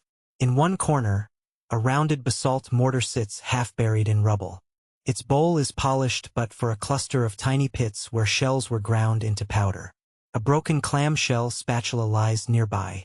Mainstream ethnobotanical evidence confirms that coral mortars were used to grind ochre and powdered plant resins for ritual paints. Yet no analysis has yet matched residues found in this mortar to known local plant species. Historians are still debating this question. Were special ritual plants used here that have since been lost? Your torchlight dances across the far wall and stops on a rusted iron ring set into the basalt, likely the vestige of a chain that once secured bronze or copper vessels. Metal was scarce on Pohnpei, so each imported piece held immense value. An obscure metallurgical tidbit: lead isotope ratios from bronze fragments found in Nan Madol match sources in northern Vietnam, hinting at a supply chain that ran far beyond the Coral Sea. This single ring could have held the key to cuisines, ceremonies, and alliances now vanished. You notice on the ceiling a faint line of scorch marks, smoke stains that curve in a semicircle like the arc of a ritual lamp's flame. Someone here must have lit multiple torches and swung them in pattern, perhaps as part of an initiation or purification rite. Mainstream archaeological guides reference these smoke mandalas in Bronze Age tombs in China, but this is the only known instance in Micronesia. Historians are still debating this question. As you edge along the far wall, you spot an ornate basalt chest-like structure. Two upright slabs and a lid block forming a stone box. It sits on a low platform, its interior deep and dark. You lean in and catch the glint of something reflective at the bottom. A tiny mirror, perhaps made of polished shell or mica. You reach in and carefully withdraw a disc no larger than your thumbnail, its surface smooth enough to catch your face. An obscure optical fact: early tests of similar shell mirrors show they can produce surprisingly clear reflections, used by shamans to gaze into other worlds. Whether this little mirror served sight or spectacle, you can't tell, but you hold it reverently before sliding it back. Turning slowly, you make your way toward a narrow shaft at the chamber's far end, so tight you must remove your torch to squeeze through. After a few heart-pounding seconds, you emerge into a hidden cubicle, its walls blackened by soot. In the center lies an overturned basket of carved bone pins, each pin topped with a tiny shell bead. A coronet of carved turtle shells, once perhaps worn by a priest or chief, sits atop the pile. Mainstream discourse acknowledges that personal adornments were common in pure Valera Pacific elite graves.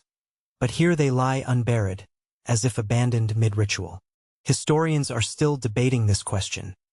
Were these objects offerings awaiting interment, or spoils left by invaders long gone? You retrace your steps back toward the main passage, pausing only to note a cluster of faintly glowing mushroom spores carpeting a dark recess. Biologists recently identified the fungus as a unique Pohnpeian species that thrives in damp, low-light basalt caves. Obscure mycologists theorize that priests might have known of its hallucinogenic properties, using spores in initiation ceremonies. No definitive proof exists, but it's a tantalizing possibility lost to time. Emerging into a larger stone room, you find a series of narrow openings at waist height, slots for wooden shelves that have long since rotted away.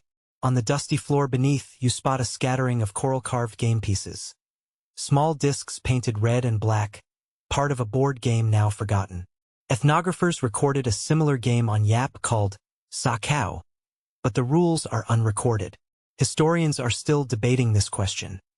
Was this a local pastime or a wider Pacific puzzle imported along trade routes? You pause before a final sealed archway, its shape more ornate than any you've seen, crowned with a carved frieze of wave motifs. Despite the urge to pry it open, you resist. Some mysteries are better left untold. Instead, you sit on a low stone bench just outside, drawing a slow breath. Around you, the stones of hidden chambers hold 1,000 whispered secrets. Of ritual plans gone awry, caches abandoned in haste, prayers spoken in darkness, and crafts refined in solitude. Standing again, you brush sand from your clothes and heft your torch higher. As you step back through the sloping corridor toward daylight, you carry with you fragments of lives concealed beneath palace floors. An intimate glimpse of power, devotion, and artistry that thrived in the city's hidden underworld. And though centuries have sealed many doors, the shadows still speak, inviting the curious to listen and remember. You step onto a low basalt causeway as dawn's pale light unmasks a patrol of Saudeleur guards standing at rigid attention.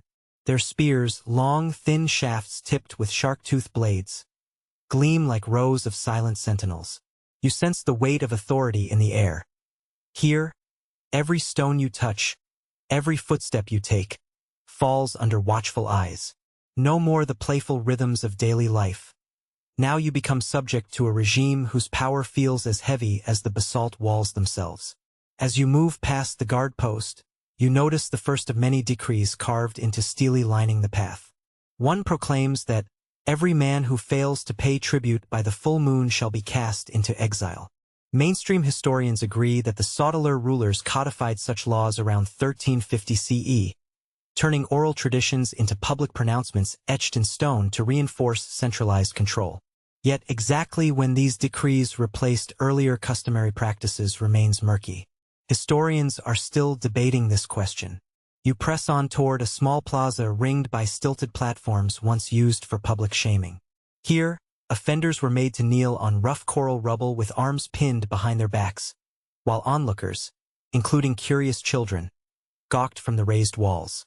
A faint breeze carries the scent of gardenia from nearby mangroves, but it fails to soften the anxiety that tightens in your chest.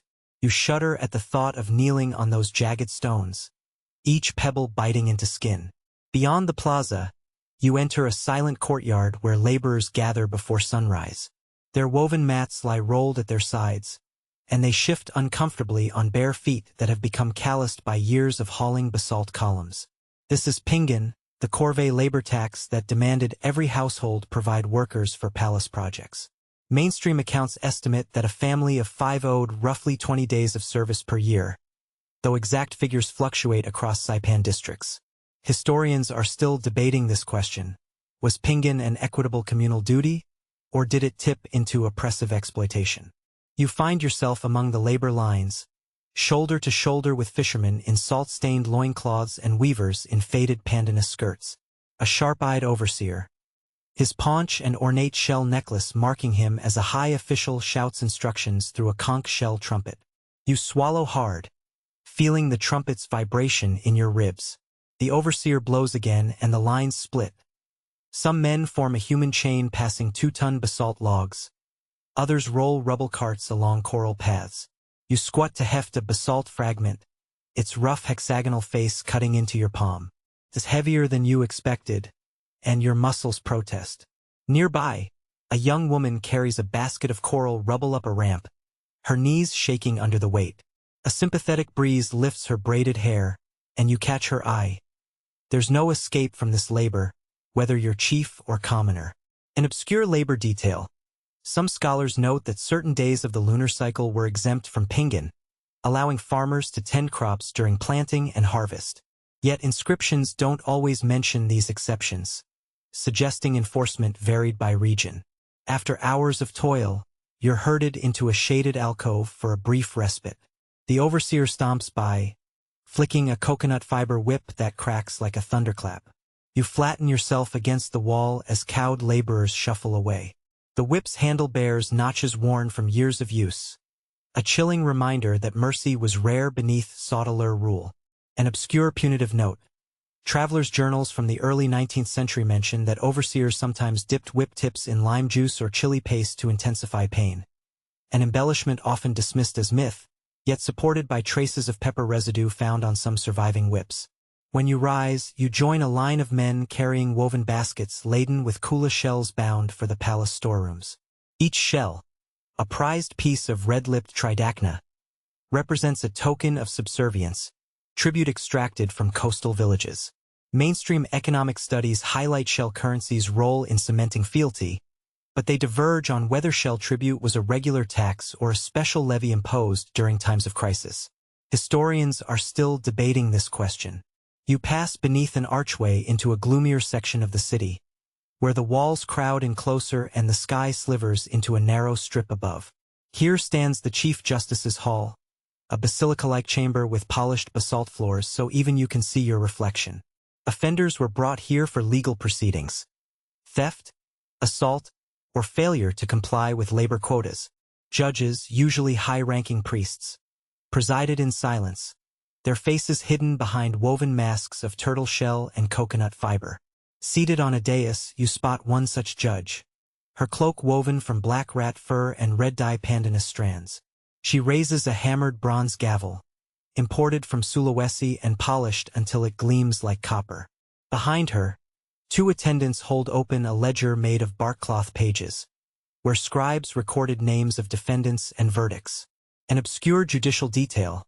Historians recently debated whether these barkcloth ledgers were public records or private archives, accessible only to elite circles. Some fragments discovered in a collapsed sanctum reveal coded symbols that may indicate secret judgments reserved for political enemies. Suddenly, the judge slams her gavel. A fisherman accused of stealing fish baskets is bound and led to a side chamber.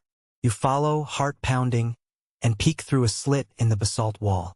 Inside lies a small cell barely larger than your crouched body, its entrance rimmed with sharp coral bits to discourage scratching at the stone. At its center sits a wooden stock made from coconut logs, carved crudely into arm and neck holes. The prisoner's head protruding between 2 boards, arms pinned behind, exposed to the elements and the curious gaze of passers-by. Historians are still debating this question. Did Saudeleur prisons employ formal sentences, or were confinements typically arbitrary punishments meted out on the spot? Forced labor and public shaming are only part of the Saudeleur's toolkit. As you navigate a labyrinth of corridors, you catch glimpses of patrols wielding lash spears, long poles tipped with knotted rope that could serve as blunt instruments. A guard jabs at a row of kneeling youth, accused of loitering near sacred temples after curfew, and they flinch at every tap. You tuck closer to the wall, imagining the flick of those lash spears across unwary backs. An obscure enforcement note. Some overseers wore amulets of shark-tooth necklaces, believing the teeth's fierce symbolism imbued them with fearsome authority. The corridors open onto a courtyard dominated by a towering banyan tree whose aerial roots snake across basalt slabs like silent sentinels. Here, you overhear hushed rumors of an underground resistance. A few brave souls, mostly disinherited nobles, are said to meet in secret beneath the banyan's canopy, whispering plans to overthrow the Saudeleur tyranny. It seems impossible. The dynasty spies are rumored to infiltrate markets, masquerading as coconut vendors to bribe informants. Rumor has it that even the banyan has ears. Historians are still debating this question. Was there organized rebellion against Saudeleur centralization, or did the dynasty's collapse stem more from spiritual disenchantment than political revolt? Turning your attention downward, you notice fresh footprints pressed into coral rubble. Barefoot and light, perhaps belonging to a messenger boy. He darts across the courtyard clutching a sealed palm leaf scroll. A new decree, signed by the chief himself, ordering immediate conscription of young men for a monumental project.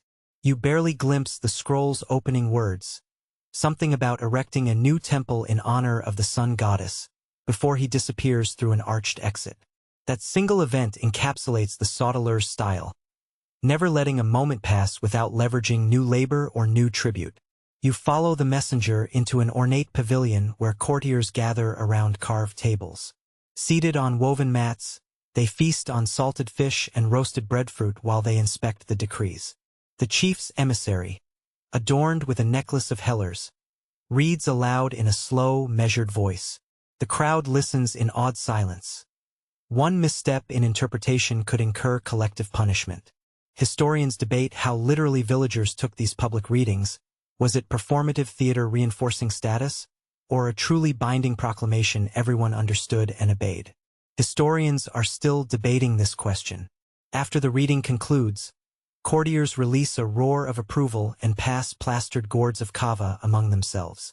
You sip from a hollowed coconut shell, feeling the liquid's bitter warmth lace through your veins.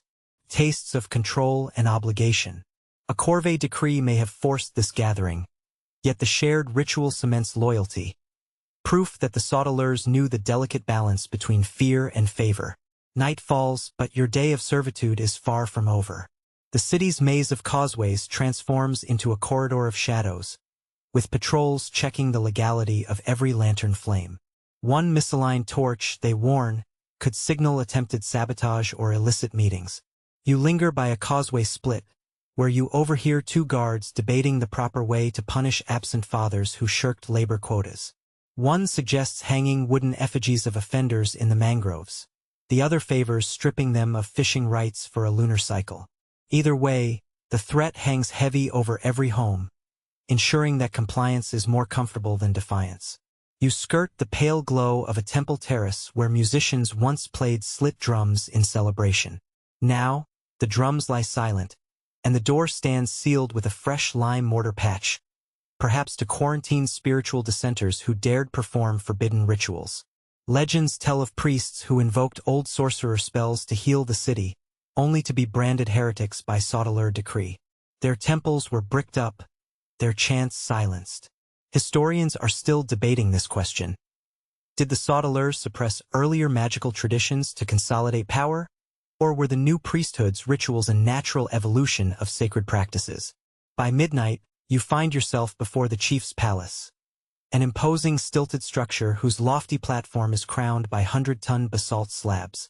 Torches flicker beneath its eaves, casting spidery shadows on the coral foundations. You dare not approach too close, but you can feel the palace's gravitational pull. The weight of laws, taxes, and forced labor all coalescing here. It feels less like a residence and more like a living fortress, pulsing with commands that echo through every corridor of Nan Madol. You turn away, heart pounding, noticing the far-off dance of lightning over the jungle highlands. Rain begins to patter on basalt roofs, a reminder that the natural world endures even under human tyranny. As you make your way back along acne-scarred walls and silent watchtowers, you carry the unsettling knowledge that oppression here was as intricate as the city's architecture. A system built stone by stone, decree by decree, until every soul bent beneath its weight. And as you step once more into the inky lagoon air, you realize that Nan Madol's greatness came at a price. Enforced labor, harsh punishments, and an ever-present surveillance that sapped freedom from those who dwelled among its coral-hewn halls. It's a lesson in power's dual nature, how vision and violence can intertwine, leaving behind a city both magnificent and haunted by its own legacy of control. You pick your way through a tangle of lush vines and towering ferns that have reclaimed much of Nan Madol's causeways, their roots prying apart coral blocks as if the jungle itself resented your intrusion. Each step kicks up a soft carpet of leaf litter, and you pause to wonder what calamity, famine, rebellion, or flood, finally drove these thousands of people away from their stilted palace city. Moss cushions your feet, and a gecko darts across a fractured walkway. It feels as if time here slipped through the cracks and dripped away like water from a broken calabash. Your first sight is a great wall of basalt, half collapsed, its upper courses ceded to the relentless grip of banyan roots. Mainstream archaeological surveys date the final phase of construction around 1600 CE, after which maintenance dropped off sharply. By the early 17th century, Nan Madol's causeways were crumbling, and canals clogged with silt and driftwood. Historians largely agree that the city's decline coincides with the overthrow of the Saudeleur dynasty by the semi-legendary warrior king Islets, an event clocked by oral traditions at about 1628 CE. Yet pinpointing exact dates remains elusive. Historians are still debating this question. You crouch beside a blocked sluice gate where tidal water once surged through, scouring silt from hidden pools. Now, murky rainwater trickles lazily into stagnant basins, and you see tiny crabs crawling over fallen debris. An obscure hydrological note: sediment cores taken in the 1980s revealed a dramatic spike in pollen from swamp grasses dated to the late 1500s, suggesting severe freshwater flooding episodes that may have overwhelmed the city's drainage. That data hints that climate anomalies, perhaps cyclical El Niño events, helped push residents to the brink. Historians are still debating this question. As you weave deeper into the overgrowth, you find a collapsed gateway framed by two monolithic pillars, their faces scored with ancient graffiti. Someone scrawled a fish motif here, tiny scales etched with coral tooth chisels, a rare detail since most petroglyphs on Pompeii depict turtles or sharks. This fish carving may commemorate a final communal feast before the Exodus, a last attempt to summon abundance when reefs were overfished. An obscure ecological detail: fishbone deposits in nearby middens show a sudden drop in parrotfish remains around 1580 CE, implying local reef stocks dwindled under human pressure. You climb onto a raised platform where palm fronds now drape like funerary curtains over basalt columns. In this overgrown courtyard, you imagine Saudeleur overseers once pacing, arguing over dwindling tribute deliveries. Mainstream sources record that Islets' rebellion targeted precisely these signs of mismanagement, food shortages, and oppressive labor demands. Tribal chiefs from neighboring atolls reportedly aided him, fomenting revolt in the labyrinthine corridors of power. However, oral versions vary on whether the revolt was a single decisive strike or a protracted uprising. Historians are still debating this question. You follow a half-sunken causeway toward the so-called inner sanctum, where you find carved niches empty and desecrated, once holding sacred relics and offerings. Now, rainwater pools darkly in the recesses, and polyp colonies cling to the niches' walls.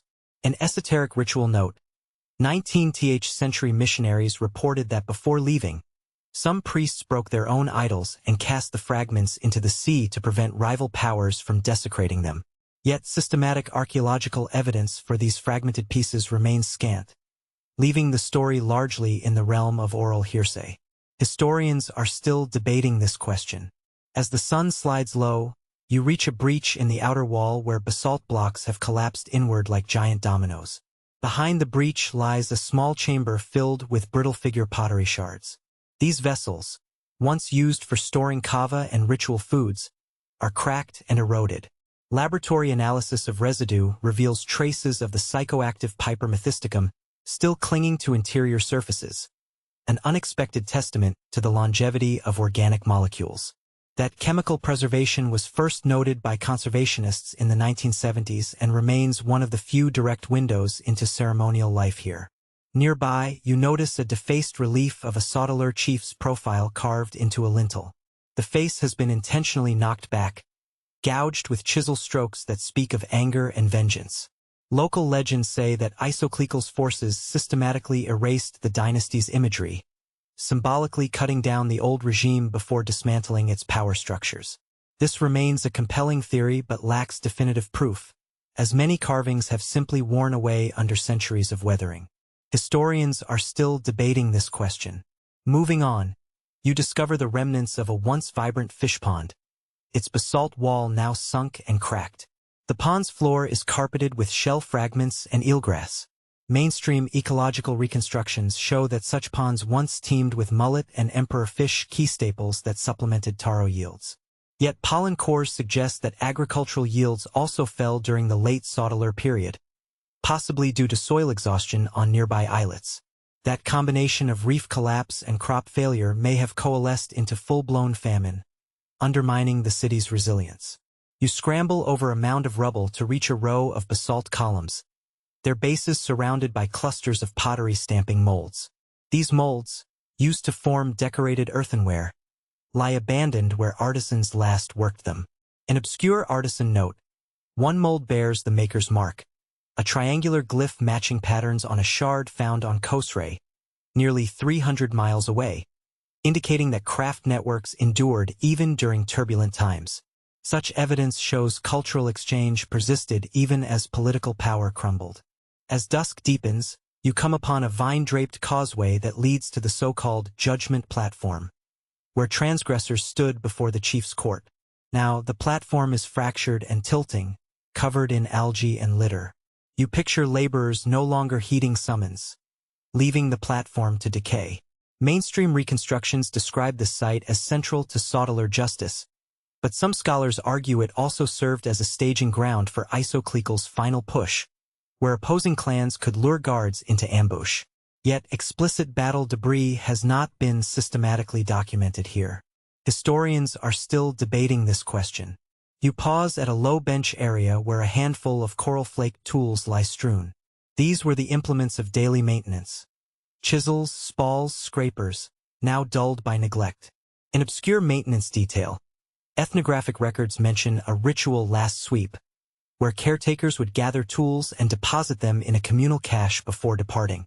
A search in the 1960s reportedly found such a cache, though its precise location was never published. That tantalizing rumor remains unverified. Stepping off the platform, you traverse a labyrinthine corridor where shadows gather like ghosts. You imagine refugees, families carrying infants and jars of rainwater, fleeing under cover of darkness to avoid patrolling Saudeleur scouts. Local tales tell of secret tunnels leading beneath the jungle to inland areas, though no such passages have been excavated. An obscure escapology note: 19th century explorers were told of narrow subterranean channels that funneled out beneath mangrove swamps, but swamp collapses likely sealed them permanently. The existence of escape tunnels thus hovers between myth and possibility. You emerge onto the crest of a causeway where you can see the lagoon beyond, its waters glinting in moonlight. The city spreads behind you like a wounded beast, its walls half destroyed, causeways choked with silt. In the distance, you hear the faint croak of tree frogs and the rustle of fruit bats overhead, nature's reclamation chorus.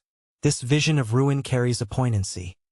Nan Madol was once the pinnacle of palace architecture, built with devotion and strict hierarchy, now surrendered to the quiet work of rot and regrowth.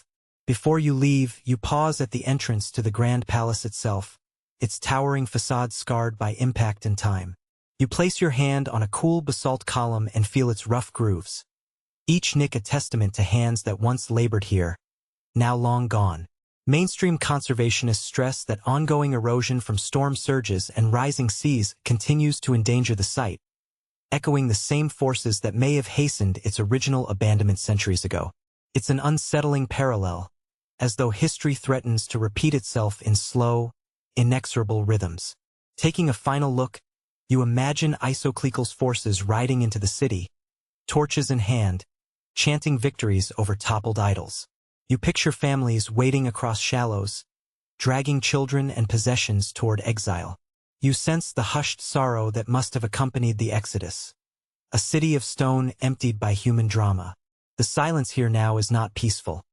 It is the silence of absence, a hollow echo of lives once intertwined with coral, basalt, and saltwater. With that, you turn away, threading back along a vine-cloaked causeway. Each step feels like leaving behind a world half-remembered, a place where ambition and belief collided until the weight of both became too much to bear. And though centuries have passed since Nan Madol's last torch burned, the mossy stones still murmur of a society undone by its own triumphs and trials. You step from the gently swaying deck of the Endeavour's cutter onto a ramp of bleached coral and barnacle-etched basalt that feels both alien and familiar under your boots. Dawn's pale light spreads like spilled milk across the lagoon, illuminating rows of stone pillars rising from glassy water. Behind you, the wooden hull creaks and groans. Ahead, the silent city of Nan Madol waits, framed by a haze of tropical humidity. You've arrived at the edge of Europe's map, eager eyes scanning a labyrinth of causeways that no Western mind has fully deciphered. Before you lie the records of your predecessors, Spanish galleons and British sloops that first sighted these ruins in the 1700s, their captains awestruck by a palace that seemed half-sunken in the waves. Mainstream historians note that the earliest European sightings date to 1788, when a Spanish missionary ship charted Pohnpei's east coast and scribbled the stones in its log under the mistaken heading La Fortaleza del Océano, Ocean Fortress. Those crude maps, carried back to Manila and Madrid, sparked whispers in Europe of an underwater city raised by volcanic magic. Historians are still debating this question. Did the Spanish crew truly believe the walls rose from the sea by sorcery, or were they merely recording whispered legends passed by islander informants? You follow a weathered plank onto a low islet where the first Europeans made landfall. Their journals speak of columns like organ pipes, and canals deep enough to float a small boat.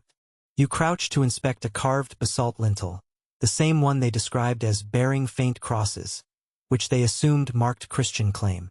An obscure detail: a Spanish surgeon aboard that 1788 expedition noted trace residues of olive oil in shallow basins near the lintel, speculating it was part of sacramental rites, though modern analysis suggests those basins simply collected tidal water. It's a small clue to how quickly outsiders projected their own rituals onto an unfamiliar landscape.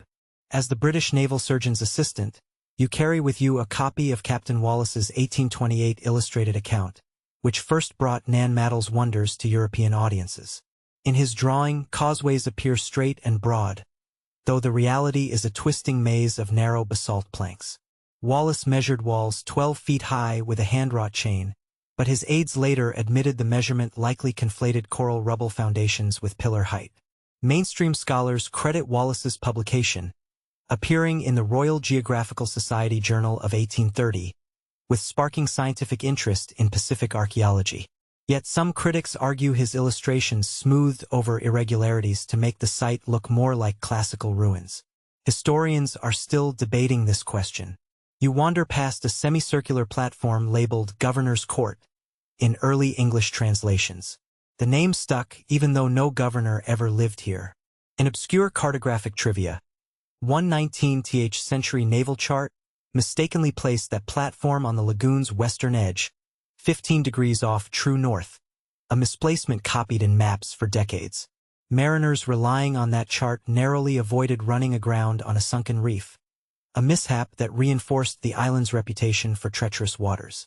It's amusing to think that this grand city helped spawn one of Britain's early marine insurance claims. Ahead, you discover a slab inscribed with Latin letters, an incidental graffiti carved by a drunken sailor in 1845. You run your finger along the initials JW and the date, January 22, 1845, scratched shallowly into the basalt. That mark was once lauded as proof of long-standing European knowledge of Nan Madol, but later scholars revealed it had been vandalized out of curiosity. It stands now as an unintended relic of cross-cultural contact and indiscretion. Walking deeper into the ruins, you imagine the first missionaries' response. They prayed, they baptized water channels, believing they would convert the stones themselves. A Catholic priest documented holding mass atop a basalt dais, chanting hymns that echoed off endless pillars. He noted how islanders watched silently, their faces unreadable. Mainstream ecclesiastical records confirm that at least 2 priests stayed weeks at Nan Madol, hoping to find a natural amphitheater for sermons. But without congregations to baptize, their efforts yielded no conversions. Historians are still debating this question. How deeply did these early missionaries engage with indigenous spirituality versus imposing their own frameworks? You crouch by a tidal channel that Europeans once christened St. George's Waterway, convinced they discovered a lost tributary of the Thames. An obscure nautical detail, Captain Wallace's chart labels this channel with a small X, indicating possible depth for a longboat, but he also cautioned that tidal flows could reverse channels in minutes. Later hydrographic surveys confirmed the tidal pumps flush and drain these canals every few hours, a complexity his rough chart could not capture. A sudden cry breaks your reverie, a tropical pigeon swooping between columns, and you nearly startle yourself. It reminds you of another early English observer, Lieutenant Fletcher in 1849, who wrote of stone trees in flight, describing terns flitting between pillars as if they were branches. Fletcher's poetic flourish appeared in travelogues and inspired a generation of European poets to liken Nan Madol to a stone wood. That metaphor persists, though some modern ecologists argue it misconstrues the site's aquatic nature. Historians are still debating this question. Should Nan Madol be classified as a dryland ruin or a hybrid marine marsh monument? In the midday heat, you find shade beneath a collapsed arch once dubbed Queen's Gate by a French diplomat who visited in 1862. He claimed Pompeian legend spoke of a ruling queen who preceded the Saudeleur line, though no local oral tradition mentions her. An obscure diplomatic footnote. The diplomat's aides slipped the queen's name into Paris newspapers, conflating Pompeian tales with Breton folklore. That fanciful claim lingered for a century, a ghost monarch imagined into being by European romanticism.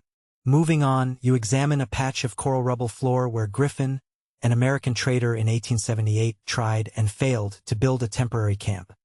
He left rusting tent pegs and lengths of rope tangled in coral. You step carefully around that modern debris, recalling Griffin's frustration. He described the ground as unendurable for wooden stakes. An obscure camping fact, Griffin's steamer trunk, later salvaged by local fishermen, contained a pair of leather boots now preserved in Pohnpei's museum, an odd testament to the misfit of Western gear on coral-laid floors. As afternoon wanes, you stand before the massive platform Wallace called the Governor's Hall, its basalt blocks worn smooth by centuries of barefoot feet. You imagine British officers parading here, rifles slung over shoulders, while island elders watched from causeway edges. But despite their pomp, Europeans never claimed sovereignty over Nan Madol. Instead, they left treaties unsigned, reporting back to colonial offices that the stones belonged to no crown. Mainstream diplomatic records note that both Spain and Germany later laid nominal claim to Pohnpei, but Nan Madol itself remained largely ignored in partition treaties. Historians are still debating this question. Did European powers deliberately sideline sacred indigenous sites to avoid complicating colonial administration, or simply overlook them as impractical assets? You wander into a low-roof chamber where a Danish doctor once conducted medical experiments in 1891. He erected a tent, using coral rubble as flooring, and treated his sailors for dysentery with local herbs. His notes record that a concoction of coconut water and crushed breadfruit leaves eased symptoms, a remedy indigenous healers knew for centuries. An obscure medical detail. Dr. Jorgen Peterson also cataloged a powder found in a hidden vault, which he believed was ground shark cartilage used as a tonic. Modern pharmacologists have since tested that substance and found no proven efficacy, though some local herbalists continue to use it during healing rituals.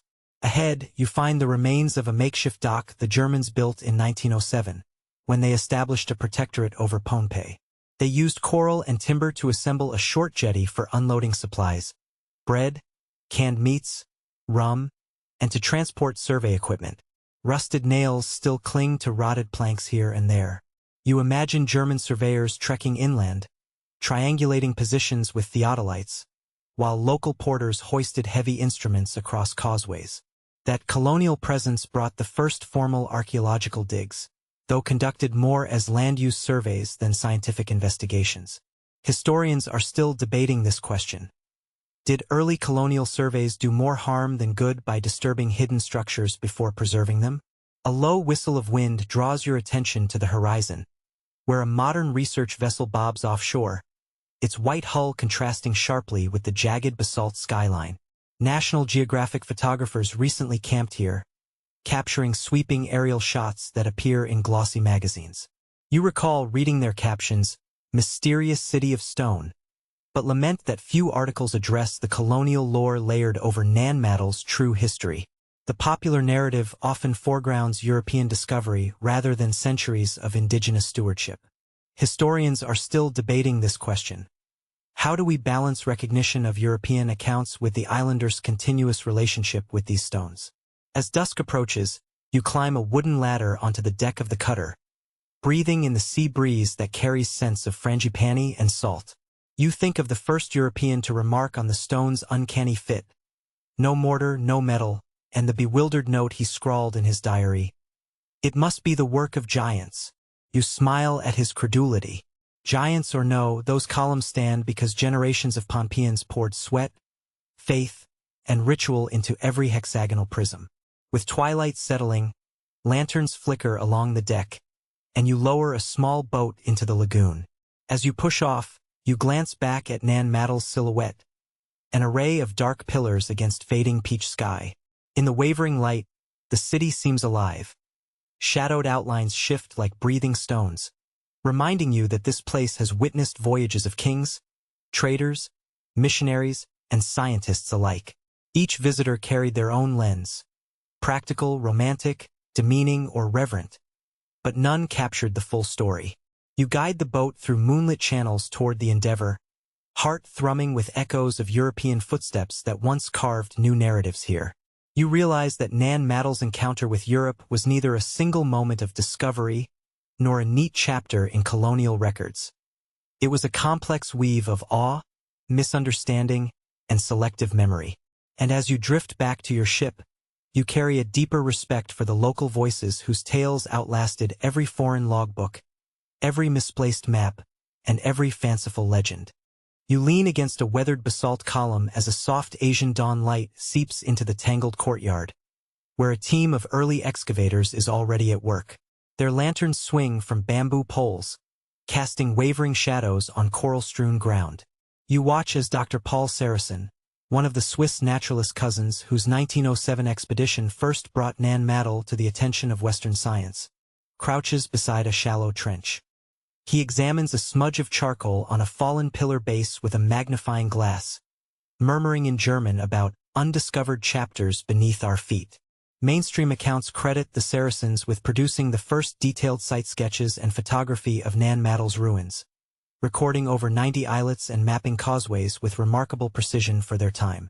Yet some early measurements they reported, like wall heights of 12 to 15 feet, have since been revised downward by later surveys. Historians are still debating this question. Besides Saracen, his assistant, a wiry German anthropologist named Fritz Henny, dabs at a broken pottery shard with a damp brush. You kneel to peer over his shoulder and see a fine spiral motif painted in faded ochre. Henny jots in his journal that the style resembles Caroline Islands wares rather than Pohnpei Highland pottery, hinting at long-forgotten trade links. An obscure tidbit: the Saracens also documented local guides' coral tooth chisels, simple tools made by filing giant clamshell fragments, demonstrating that metal was no prerequisite for precision carving. You tuck that detail away, knowing it enriches the story of technological ingenuity here. As you stand, a clink of metal draws your eye to a small pile of rusted tin cans and a half-empty cognac flask. You slip a finger beneath the flask's cork and catch a whiff of sweet Armagnac, surely not native to Pohnpei. Legend says a few of the early archaeologists carried personal spirits in their tents. For morale, they claimed, though local lore jokes they were burying booze under the excuse of stratigraphic sampling. You stifle a laugh and tuck the flask back into the dirt before any of the earnest scholars spot you. A short distance away, Dr. Henry Field, an American archaeologist from the newly formed Hawaiian Archaeological Society, directs laborers in digging a wider test pit. He oversaw the site during the 1912 expedition, and his goal was to establish a rough chronology by examining construction layers. Coral rubble foundations overlain by basalt stubs, then capped by weathered lava fragments. Field's team uncovered charcoal samples from beneath column bases, later carbon dated by Willard Libby's nascent radiocarbon method in the 1950s, pinning initial construction around 1200 CE. Mainstream timelines of Nan Madol's rise rely heavily on those dates. Yet some critics argue that bioturbation of crab burrows may have disturbed context, skewing radiocarbon results. Historians are still debating this question. You wander toward a half-collapsed chamber where bits of coral rubble mortar cling between basalt blocks. Field's notes describe testing small clumps of this mortar for texture, concluding it acted like primitive concrete, an early form of cement-like bonding unique among Pacific sites. An obscure engineering fact, later analyses revealed that occasional traces of veined mica occur in this mortar, likely ground from clastic deposits by local craftsmen seeking added tensile strength. You trail your fingertips over the hardened mix, imagining the laborers who first tamped it into place. A local Pohnpeian guide named Nankiso leans close to Dr. Field and whispers corrections, pointing out an altar's orientation toward the Pleiades. You step into the circle of excavators and learn that Nankiso's clan has passed down oral traditions linking that altar to moon-viewing ceremonies. Field jots indigenous knowledge in his notebook, acknowledging its value but warning colleagues it may be tainted by Christian reinterpretation from missionary schools. You shake your head at that assumption. How often did early scholars underestimate local expertise? Historians are still debating this question. Nearby, University of California anthropologist Dr. Gladys Thompson arrives with equipment for more meticulous recording. She carries a collapsible canvas screen for photogrammetry and a box of glassplate negatives. Thompson's 1929 season produced the first panoramic site photographs, later published in Pacific Anthropologist. A mainstream commentary praises her for layering measured drawings over photos to create the first accurate site plan, still used as a reference frame today. Yet some modern surveyors note slight distortions in her prints, likely due to lens curvature and uneven ground. Historians are still debating this question. You drift to a deeper trench where skeletal fragments poke through pale silt. A local laborer gingerly extracts a small jawbone, passing it to Thompson. She wraps it in aluminum foil and later confirmed it belongs to a young adult, age roughly 20, offering rare human remains from the site's peak era. Mainstream osteological surveys indicate most interments occurred off-site, making this find all the more precious. An obscure bioarchaeological note, enamel hypoplasia on the jaw suggests childhood malnutrition, evidence of periodic food stress that may have afflicted even palace residents. You swallow at the thought that the Saudeleur regime's grandeur masked human hardship. As afternoon heat builds, you join Dr. Ura Mason, a British ethnologist, as she dusts away coral rubble from what appears to be a carved basalt pedestal. Mason believes it's a secondary altar for sacrificial offerings. Her colleague Sir James Wallace once described a similar structure on Colonia's outskirts. She speculates that such altars were built and dismantled over time, reflecting shifting ritual landscapes.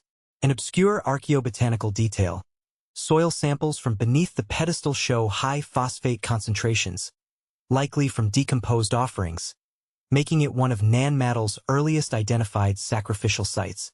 Yet without direct dating evidence, Mason's interpretation remains tentative. Historians are still debating this question. You notice that the trench walls bear horizontal scratches, deliberate tool marks left by early excavators driving pickaxes.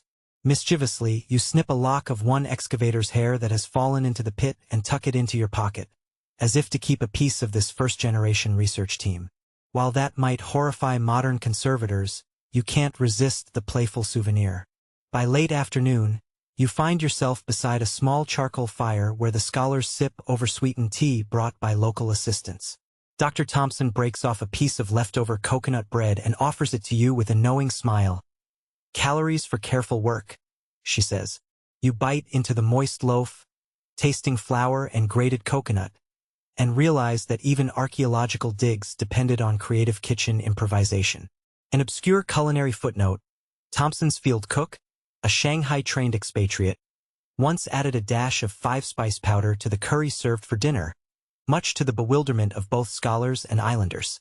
You laugh at the thought of spiced kava afterwards.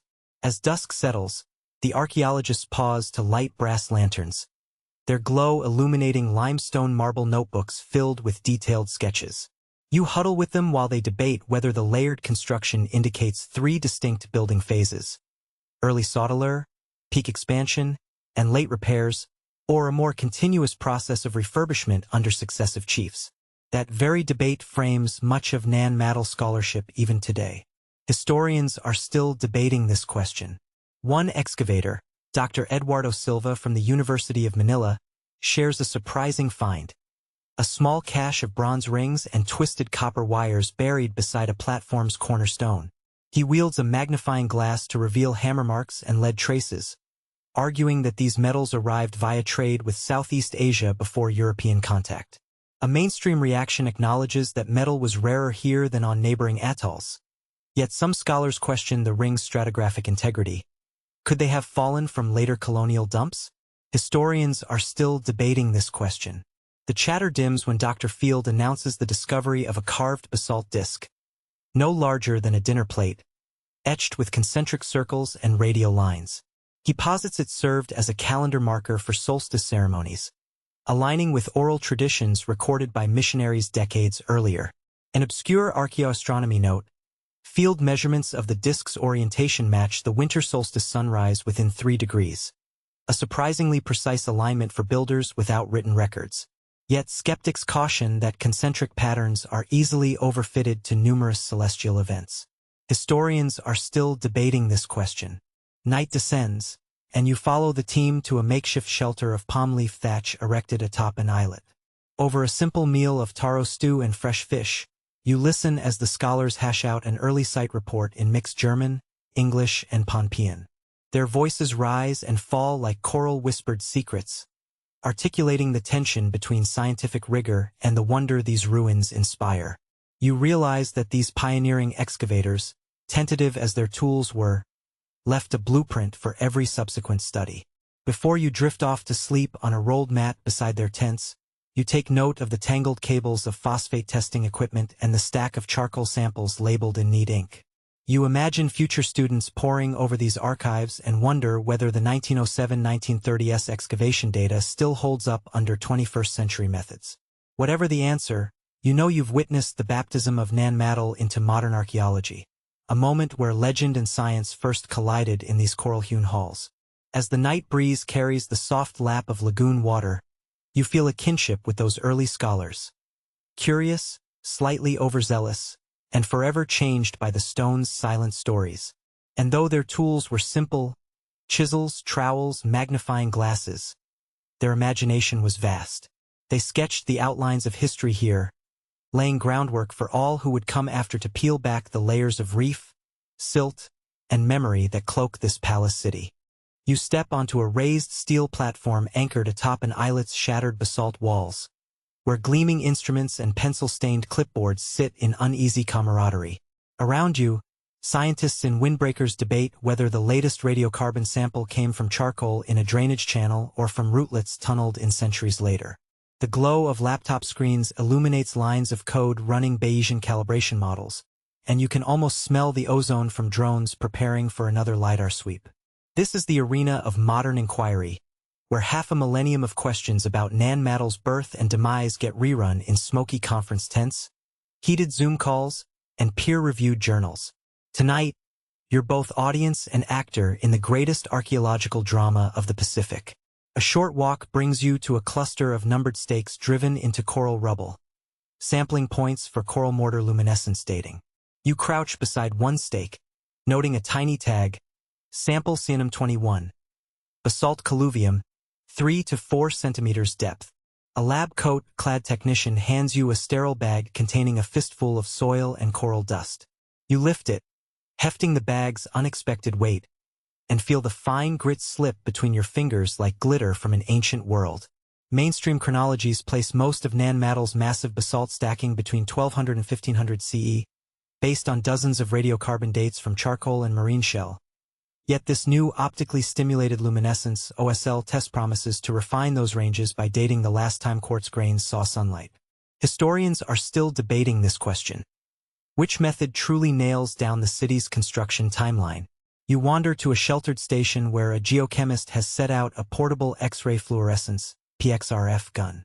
She scans a broken basalt fragment, and the device chirps out elemental readings showing trace levels of chromium and nickel. After half a dozen readings, she nods. The geochemical fingerprint matches samples from a quarry site 7 miles inland, up in the Nan Madol highlands. Mainstream sourcing studies confirm that most basalt columns originated there, proving a logistical symphony of transport and labor. Yet an obscure caveat remains. A handful of pillars show slight compositional deviations hinting at a secondary source, perhaps an older lava flow on the lagoon's edge, suggesting a more complex supply chain than previously thought. Historians are still debating this question. Nearby, a digital mapping team unloads drones whose flashing beacons will sweep the islets in grid patterns, generating a point cloud map precise to a few centimeters. You watch the first drone mount in the air, its rotors stirring fine coral dust into miniature cyclones. An academic note: high-resolution LiDAR surveys have revealed 40-plus submerged islets previously undocumented on satellite imagery, extending Nan Madol's footprint by nearly 10%. These secret islets, hidden under 2 feet of water at high tide, suggest the lost city may have been larger and more intricate than 19th century explorers imagined. Historians are still debating this question. You join a GPR, ground-penetrating radar, operator, as she sweeps the device along a basalt causeway known as the Great Wall. On her screen, horizontal bands of differing reflectivity flash, possible fill layers sealing collapsed chambers below. An obscure tidbit: the GPR flagged a rectangular anomaly beneath the wall, roughly the size of a canoe hull, prompting speculation that an ancient canoe was entombed there as a foundation, spirit ship. While no canoe has been recovered, the idea of votive burials of boats beneath monumental walls finds parallels in Southeast Asian temple architecture. Historians are still debating this question. For a moment, you step away from the data and listen to the soft hum of the generator powering heat-driven extraction kits. A bioarchaeologist stands over a sieve of washed sediment, teasing out microfauna. Crab claws the size of matchsticks, tiny fish bones, even fragments of urchin spines. She holds up a single pinion from a sea urchin and jokes that it's the world's smallest fossilized weapon. Mainstream ecological reconstructions use these microfossils to chart ancient diets and reef health, revealing that coral communities at Nan Madol were remarkably biodiverse before the 16th century. Yet recent analyses of isotopic nitrogen values in shell fragments hint at episodic overharvesting, a possible sign of ecological stress under peak Saudeleur demands. Historians are still debating this question. Walking between tents, you notice a whiteboard scrawled with sticky notes. Marine reservoir effect? Plus 300 years. And calibration curve mismatch at 14th C? A radiocarbon specialist flicks her pen at the board, lamenting how marine samples can skew dates because shellfish incorporate old carbon from limestone aquifers. Mainstream practices now apply local reservoir corrections, delta-R values, to adjust for these offsets, but every atoll seems to have its own idiosyncratic curve. Guesswork lingers, and even the most rigorously sampled dates carry error margins of plus or minus 50 to 100 years. Historians are still debating this question. You cross to a slightly ajar model hut, a replica of a stilted dwelling reconstructed using mortar-bonded coral rubble. Inside sits an experimental architecture team, measuring stress cracks in scaled basalt columns under simulated loads. They pipe in waves through a submersible pump, mimicking storm surge on causeway foundations. An obscure engineering tidbit: their tests show coral rubble compacts under cyclic wave pressure, actually gaining density over time, a phenomenon now called marine self-healing, once thought impossible. This discovery reshapes how conservationists plan to shore up breakwater walls around Nan Madol's islets. Historians are still debating this question. Nearby, a cluster of local elders, Pompeians with weathered faces and silver hair, review digital hand-drawn reconstructions on a tablet. They point out that the model's depiction of a circular ceremonial platform misses a nuance. The elders recall that the platform's walls were painted white with crushed coral mixed with pandanus sap, not left bare as most archaeologists illustrate. You tuck that note into your mind, aware that indigenous knowledge often slips through scholarly filters. Mainstream heritage programs now strive to integrate oral histories with excavation data. Yet tensions remain over who owns the site narrative. Historians are still debating this question. Away from the hubbub, you find a quiet survey grid etched with strings and stakes, marking out an area suspected to be an unfinished islet. A young technician plucks a soil core using a hand auger, then hands the cylindrical sample to a palynologist. She peers through a loop, identifying micropollen grains, coconut, breadfruit, and, surprisingly, rice.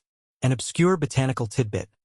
These rice pollen grains could represent traded rice grains dropped on the coral fill, or they might hint at microagricultural plots long since erased. Either way, the presence of rice pollen predating colonial rice introductions complicates assumptions about pre-European crop networks. Historians are still debating this question. As midday sun blooms overhead, you duck into a pavilion where a small panel discussion is underway. Reassessing Nan Madol's peak. Radiocarbon versus luminescence. A lanky scholar argues that OSL dating on coral rubble yields earlier inception dates, around 1000 CE, while radiocarbon devotees volley that OSL samples risk partial bleaching and yield skewed ages. You notice someone yawning politely, but the speakers press on, reminding everyone that chronology underpins every other interpretation. Social hierarchy, trade, ritual calendar. Mainstream symposiums like this ensure fresh funding, but also fresh disagreements. Historians are still debating this question. You step outside, where a technician fixes a solar panel that powers remote environmental sensors. The array monitors saltwater intrusion, wind speed, and temperature, data essential for modeling future sea level rise impacts on Nan Madol's foundation. An academic climate change note. Projections suggest that by 2080, typical high tides could submerge 3/4 of the lower-lying islets, leading to accelerated erosion. Conservationists argue over whether to intervene with artificial breakwaters or let nature reclaim the site. Historians are still debating this question. Traversing a narrow causeway, you come upon a cluster of laptops linked by a tangled web of extension cords and routers. A postdoctoral scholar is running a Bayesian sequence model that integrates dozens of radiocarbon dates, OSL results, and stratigraphic constraints. The software churns out probability curves showing two major construction pulses, one around 1200 CE, a second around 1350 CE. A colleague points out a suspicious outlier date of 160 CE from a shell sample, likely contaminated, and admonishes the model to exclude it. Even with high-powered computing, the results still hinge on human judgments about which data to trust. Historians are still debating this question. On your way back, you pass a battered tent where a cultural anthropologist interviews a local craftsman carving a miniature basalt column on his lap. The craftsman explains that the hexagonal shape comes not from geometric precision, but from the way basalt fractures naturally as it cools. You realize this simple insight echoes modern geological understanding. Stone knowledge often predates formal science. Yet textbooks seldom credit local artisans for such empirical wisdom. Mainstream education programs on Pohnpei now encourage craft-based curricula to keep this stone lore alive. Historians are still debating this question. As afternoon light wanes, you find yourself at a raised table strewn with typologies. Chipped coral chisels, polished shell scrapers, basalt spalls, and fragments of imported brick. Each artifact holds a story of labor, trade, and innovation. You pick up a coral-toothed tool so fine it could carve a coconut shell like butter, wondering if the craftspeople who shaped these implements ever imagined they'd appear in museum showcases centuries later. An obscure craft note. Recent useware studies show that some coral chisels were resharpened up to 10 times, indicating deep respect for tool maintenance in a metal-poor environment. You step back to the platform's edge as lights dim and laptops close. The data gathering slows, and scientists exchange weary smiles. You realize that this nightly ritual debate, sampling, analysis, and revision is as much part of Nan Madol's story as its basalt columns. Each new dataset reshuffles the narrative deck. A date moved here, a sample reanalyzed there, local memory reinserted. The unanswered questions loom large, but so does the joy of discovery. In this shifting mosaic of hypotheses, Your presence feels both fleeting and integral. You're another thread in the tapestry of inquiry woven over centuries. As you pack away the PXRF gun and roll up the whiteboard, you look out over the silent islets, their walls now laden with the pale glow of evening stars reflected in gentle lagoons. These stones have witnessed millennia of change, volcanic upheaval, coral growth, dynastic rise and fall, European intrusion, academic excavation, and now scientific reassessment. And as the last drone lifts off into the twilight, you carry with you the vibrant hum of debate, certain that for every answer arrived at under these Pacific skies, a dozen more questions await the dawn. You step onto the coral-dusted causeway at first light, feeling the smooth basalt beneath your bare feet. All around you, coconut palms and pandanus trees unfurl in the warm breeze, their leaves whispering secrets of centuries past. It feels as if the stones themselves are listening, eager to witness the new rites that breathe life into these ancient islets.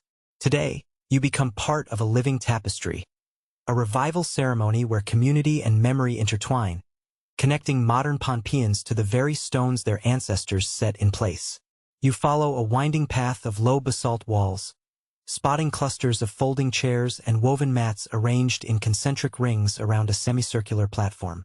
The faint drumbeat of pahu drums grows louder with each step, a low, rolling pulse that seems to echo the tide itself. You pause to catch your breath, inhaling the scent of salt and frangipani, and realize how different this scene is from the silent ruins you've known. Here, voices rise in song, children dart between columns, and elders move with deliberate grace in anticipation of the ceremony's opening. As the sun climbs, you notice performers gathering on the outer edge of the platform. Women in white tapa cloth wrap themselves in skirts dyed with mangrove bark, their arms bearing bracelets of coconut shell and braided red fiber cords. Men stand nearby in patterned lavalavas, each carrying a polished shell trumpet carved from tridacna clams. You join the circle, taking a spot on a woven mat beside an elderly woman who smiles and offers you a small fan made of pandanus leaves. She nods towards the drums. "Be ready," her eyes say, before turning to adjust the shawl draped across her shoulders. A deep gong marks the start of the rite, and the pahu drums answer in thunderous counterpoint. You rise, feeling the beat vibrate through your chest as dancers step onto the platform. Their movements flow like ocean swells. Hands undulate in graceful arcs, torsos sway in time with each drum roll, and feet trace patterns in the coral rubble underfoot. Mainstream ethnographers note that contemporary Pohnpeian dance often merges ancient gestures with Christian hymn rhythms introduced by missionaries in the 19th century, creating a hybrid performance that honors both heritage and faith. The lead dancer, a young man with a crown of woven frangipani blossoms, raises a carved wooden paddle above his head. He brandishes it like a ceremonial staff, then plunges it toward the ground in a sweeping arc. Each movement tells a story. The paddle evokes the ancient outrigger canoes that wove trade networks across the Pacific, while the blossoms symbolize regeneration and remembrance. You lean forward, captivated, as he steps in measured pace, his eyes fixed on some horizon you cannot see. Every sweep of his paddle seems to stir the very air around you. Behind the dancers, elders step forward to kindle a new wooden altar placed at the platform's center. The altar is lacquered a deep crimson, a nod to the bloodwood staffs wielded by Isoclecal's warriors, and decorated with delicate garlands of island vines and shells. You crouch to touch one shell. Its surface is cool and pearly, the same material once used as currency in palace exchanges. An obscure detail shared quietly by a local guide. The altar's base was constructed only days ago from driftwood salvaged after a storm, linking this new ceremony to the unpredictable gifts of the lagoon. Once the altar is lit with braided coconut fiber wicks, priests in pandanus cloaks begin a unified chant, an old Pohnpeian incantation that reverberates off basalt walls. You close your eyes to focus on the cadence, each syllable unfolding like a wave breaking on shore. Mainstream observers recognize some phrases from 19th century missionary transcriptions, though many words remain polyphonic, carrying meanings only fully understood by the clan keepers of knowledge. Scholars debate how much of the language survives verbatim and how much has shifted over time under external influences. Historians are still debating this question. A line of young dancers steps forward, each carrying a shallow shell bowl filled with offerings. Sliced breadfruit, grilled reef fish, and kava root. The bowls rest in their palms like small altars unto themselves. You watch as they present each offering at the altar's corners, setting the bowls down with reverent slowness. The congregation murmurs blessings, and a whisper travels through you. The same hush felt by priests in these chambers centuries ago. It's a moment when past and present blur, when the spirits of builders and worshippers intertwine. You move closer to the edge of the platform, peering into the audience. Elders sit on carved benches, their expressions solemn yet proud. One grandmother adjusts her eyeglasses and taps a finger against a hand-etched program, a modern innovation printed by the Cultural Office, listing clan sponsors and performance schedules. An obscure contemporary note. The program's cover features a stylized map of Nan Madol etched in coral tones, commissioned from a local artist who studied LiDAR scans to capture every lost islet and submerged channel. It's a high-tech homage to ancient geometry, blending modern mapping with ancestral memory. As midday sun filters through palm fronds, small boats arrive from nearby villages, docking at coral steps to unload participants who carry musical instruments, shell trumpets, slit drums, and handheld rattles made from coconut fronds. You greet them with a nod, sharing a knowing smile. Despite modern roads, these canoes remain the proper conveyance for anyone seeking to approach the stones with respect. An obscure nautical detail.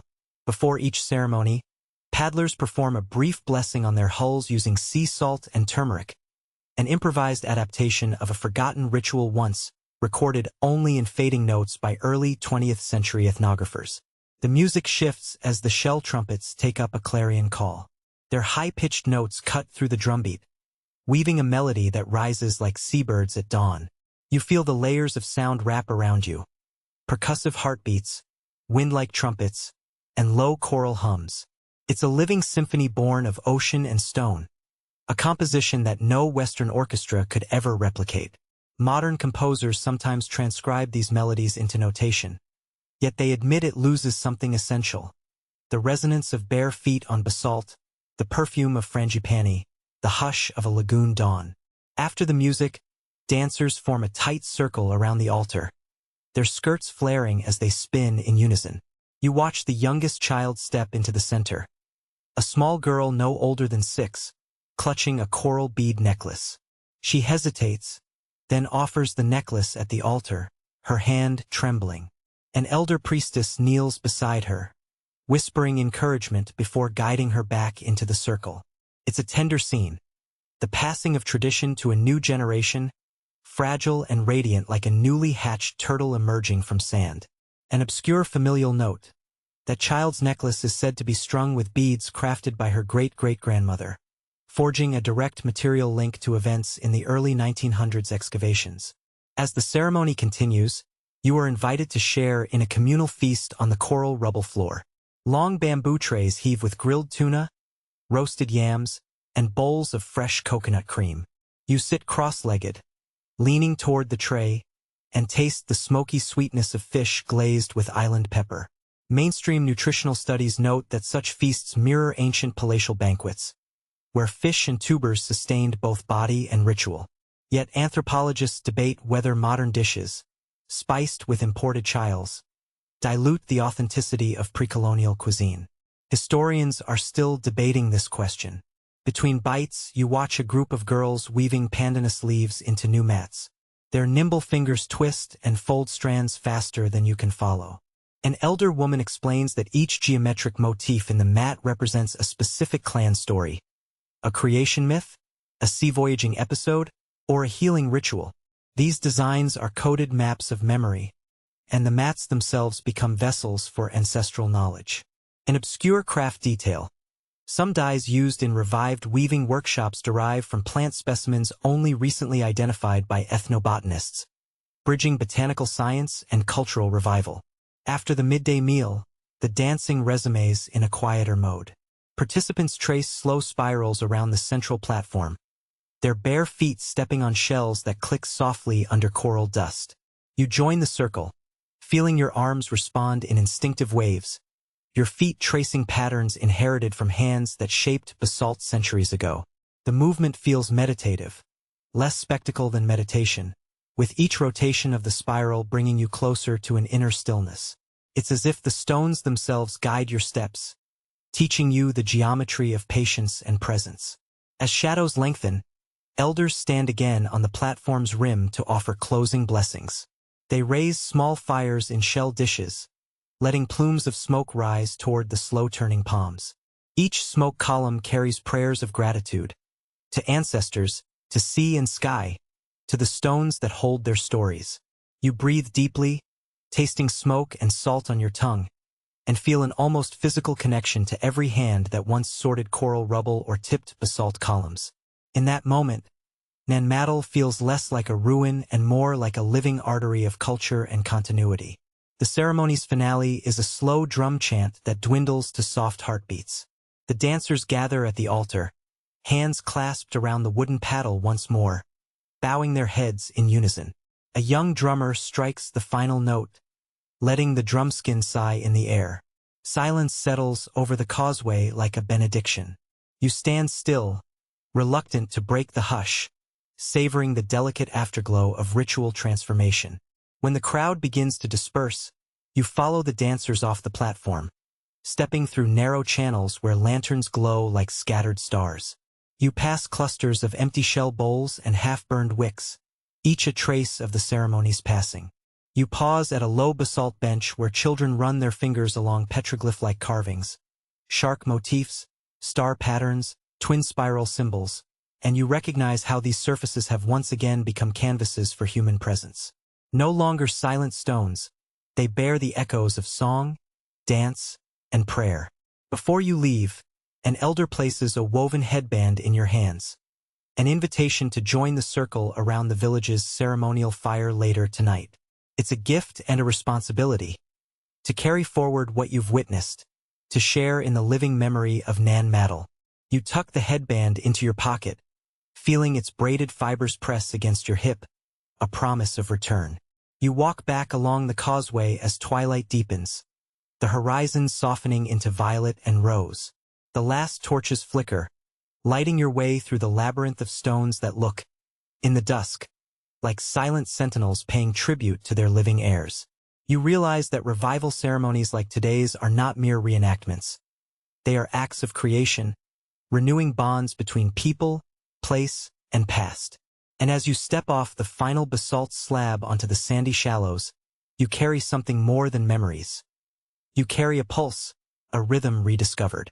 Nan Madol's stones remain unmoved, but the people, their songs, their dances, their prayers, have set them throbbing with new life.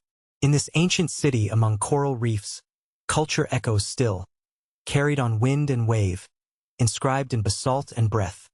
You step onto a low basalt causeway at dawn, the stones slick with morning dew and sea spray. All around you, the turquoise lagoon pulses with tides that reach higher each year, whispering of a future where Nan Madol's lower islets might drown beneath the waves they once tamed. You pause, hand on a pillar crowned with barnacles, and feel the quiet urgency in the salt-laden air. Preserving this palace city is no longer simply an academic endeavor, but a race against time and tide. You wander along the eastern wall, where algae-stained columns lean precariously toward the lagoon. Mainstream conservation reports note that average sea levels in Pohnpei have risen by about 8 inches, 20 centimeters, since the mid-20th century, accelerating coastal erosion and pushing saltwater into the coral foundations that hold these islets aloft. Engineers warn that continued rise could inundate 3/4 of the lower-lying causeways by 2080. Yet debates swirl over whether to erect artificial seawalls, which risk disrupting reef ecology, or to let nature reshape these channels and redirect efforts to digital documentation. Historians are still debating this question. You crouch beside a crumbling channel gate where coral rubble has washed out, leaving a jagged gap. A local conservationist points out tiny holes pounded by the invasive land crab Uca vocans, whose burrowing undermines stone fills. This obscure ecological threat was only documented in Pohnpei in the 1990s, after decades of unchecked crab proliferation, and it now exacerbates structural weakness at Nan Madol. Traditional ecological knowledge suggested periodic crab-herding rituals once kept burrowers in check, but those practices faded under colonial rule. Historians are still debating this question. Can revived crab management ceremonies meaningfully protect ancient masonry? You move along a raised platform where volunteers in neon vests are planting mangrove seedlings to buffer wave energy. The project, funded by an international NGO, uses living shoreline techniques rather than concrete barriers, an innovative approach borrowed from Chesapeake Bay restoration efforts. Ironically, this American method arrived here long after Pohnpeian ancestors had intuitively combined mangroves and coral rubble to dissipate storm surges. An obscure engineering note: early trials showed that planting red mangrove propagules at 1-meter intervals improved wave attenuation by up to 35%, but also required intensive monitoring to prevent sapling loss during king tides. Beyond the seedlings, you find a cluster of drone operators calibrating aerial LiDAR to track microchanges in stone displacement. Their high-resolution scans detect shifts as small as 5 millimeters, enabling geotechnical teams to pinpoint columns tilting beyond safe thresholds. It's a mainstream method in modern heritage engineering, yet some island elders view drones with suspicion, likening them to the sorcery of the twin founders who once levitated basalt logs. Camera shutters clicking overhead sometimes scare nesting seabirds, a reminder that even high-tech tools carry ecological trade-offs. Historians are still debating this question. At what point does documentation overshadow in situ conservation? You join a workshop led by a Japanese-funded team teaching local youth 3D printing techniques to reconstruct lost column fragments for virtual reality exhibits. They scan broken pillar tops with handheld scanners, then upload data to cloud servers, where algorithms stitch together missing sections. A teenager shows you a VR headset, inside which you see a seamless lattice of basalt columns rising as if newly built. It's a poignant blend of cutting-edge tech and ancestral architecture, though purists argue that virtual reconstructions risk substituting simulated experiences for real, tactile encounters. Historians are still debating this question. Nearby, a group of botanists examines invasive ficus roots strangling a portal arch. These strangler figs, prized for shade, send aerial roots deep into coral rubble, destabilizing walls in ways that complement, but also complicate, the legacy of ancient banyan growth. An obscure botanical note: genetic analysis reveals that Pohnpeian figs at Nan Madol are derived from transplanted stock imported in the late 19th century by German colonials, meaning even venerable trees here can be ecological newcomers. Managing fig removal risks cultural uprooting as well as botanical. You wander past a fenced excavation area where archaeologists carefully expose a half-buried basalt sill. The trench is lined with geotextile mesh and covered nightly with plastic sheeting to prevent rain erosion. You ask about funding and learn the project survives on a patchwork of grants: UNESCO emergency funds, Japanese agency stipends, local tourism levies, and a small stipend from Pohnpei's government. Yet annual budgets rarely exceed $150,000, barely enough to maintain monitoring equipment and cover fuel for conservation boats. The struggle to secure sustainable financing is as fragile as the coral mortar beneath your feet. At a makeshift information kiosk, you chat with a site manager who shows you the visitor log. Tourists trickle in during dry season, paying a modest fee that supports guides and maintenance crews. "We need more," she admits quietly, scanning the horizon. But mass tourism could crush the fragile islets. Indeed, mainstream heritage management warns that too many footfalls accelerate wear on coral rubble floors. Balancing economic opportunity with preservation demands a delicate choreography, one that Pohnpei's leaders are only beginning to master. Historians are still debating this question. Is sustainable tourism a savior or another existential threat? You step into the caretaker's hut, a simple structure of corrugated metal and plywood, where a low-tech rainwater harvest system provides water for mortar mixing and emergency response. A volunteer pours a bucket of collected rainwater across a cracked causeway, demonstrating how a quick rinse can clear harmful salt incrustations. This grassroots technique revives ancestral wisdom. Islanders once used freshwater springs and taro channel flows to flush silt and salt from causeways each monsoon. The return of such practices underscores how archaic methods still outperform some modern interventions. Outside, a group of university students from Guam unloads equipment for a fungal decay study. They've identified a Basidiodella sp fungus that slowly dissolves limestone in damp conditions, raising alarms that hidden vaults and coral mortar might degrade faster than basalt. The fungus thrives in humid, shaded niches, the very microclimates that preserve petroglyphs. An obscure mycological detail. Lab tests show the fungus secretes organic acids that can erode calcium carbonate at rates up to 0.2 millimeters per year, subtle yet cumulative. Capping fungal activity may require biodegradable fungicides, but these risk harming nearby reef organisms.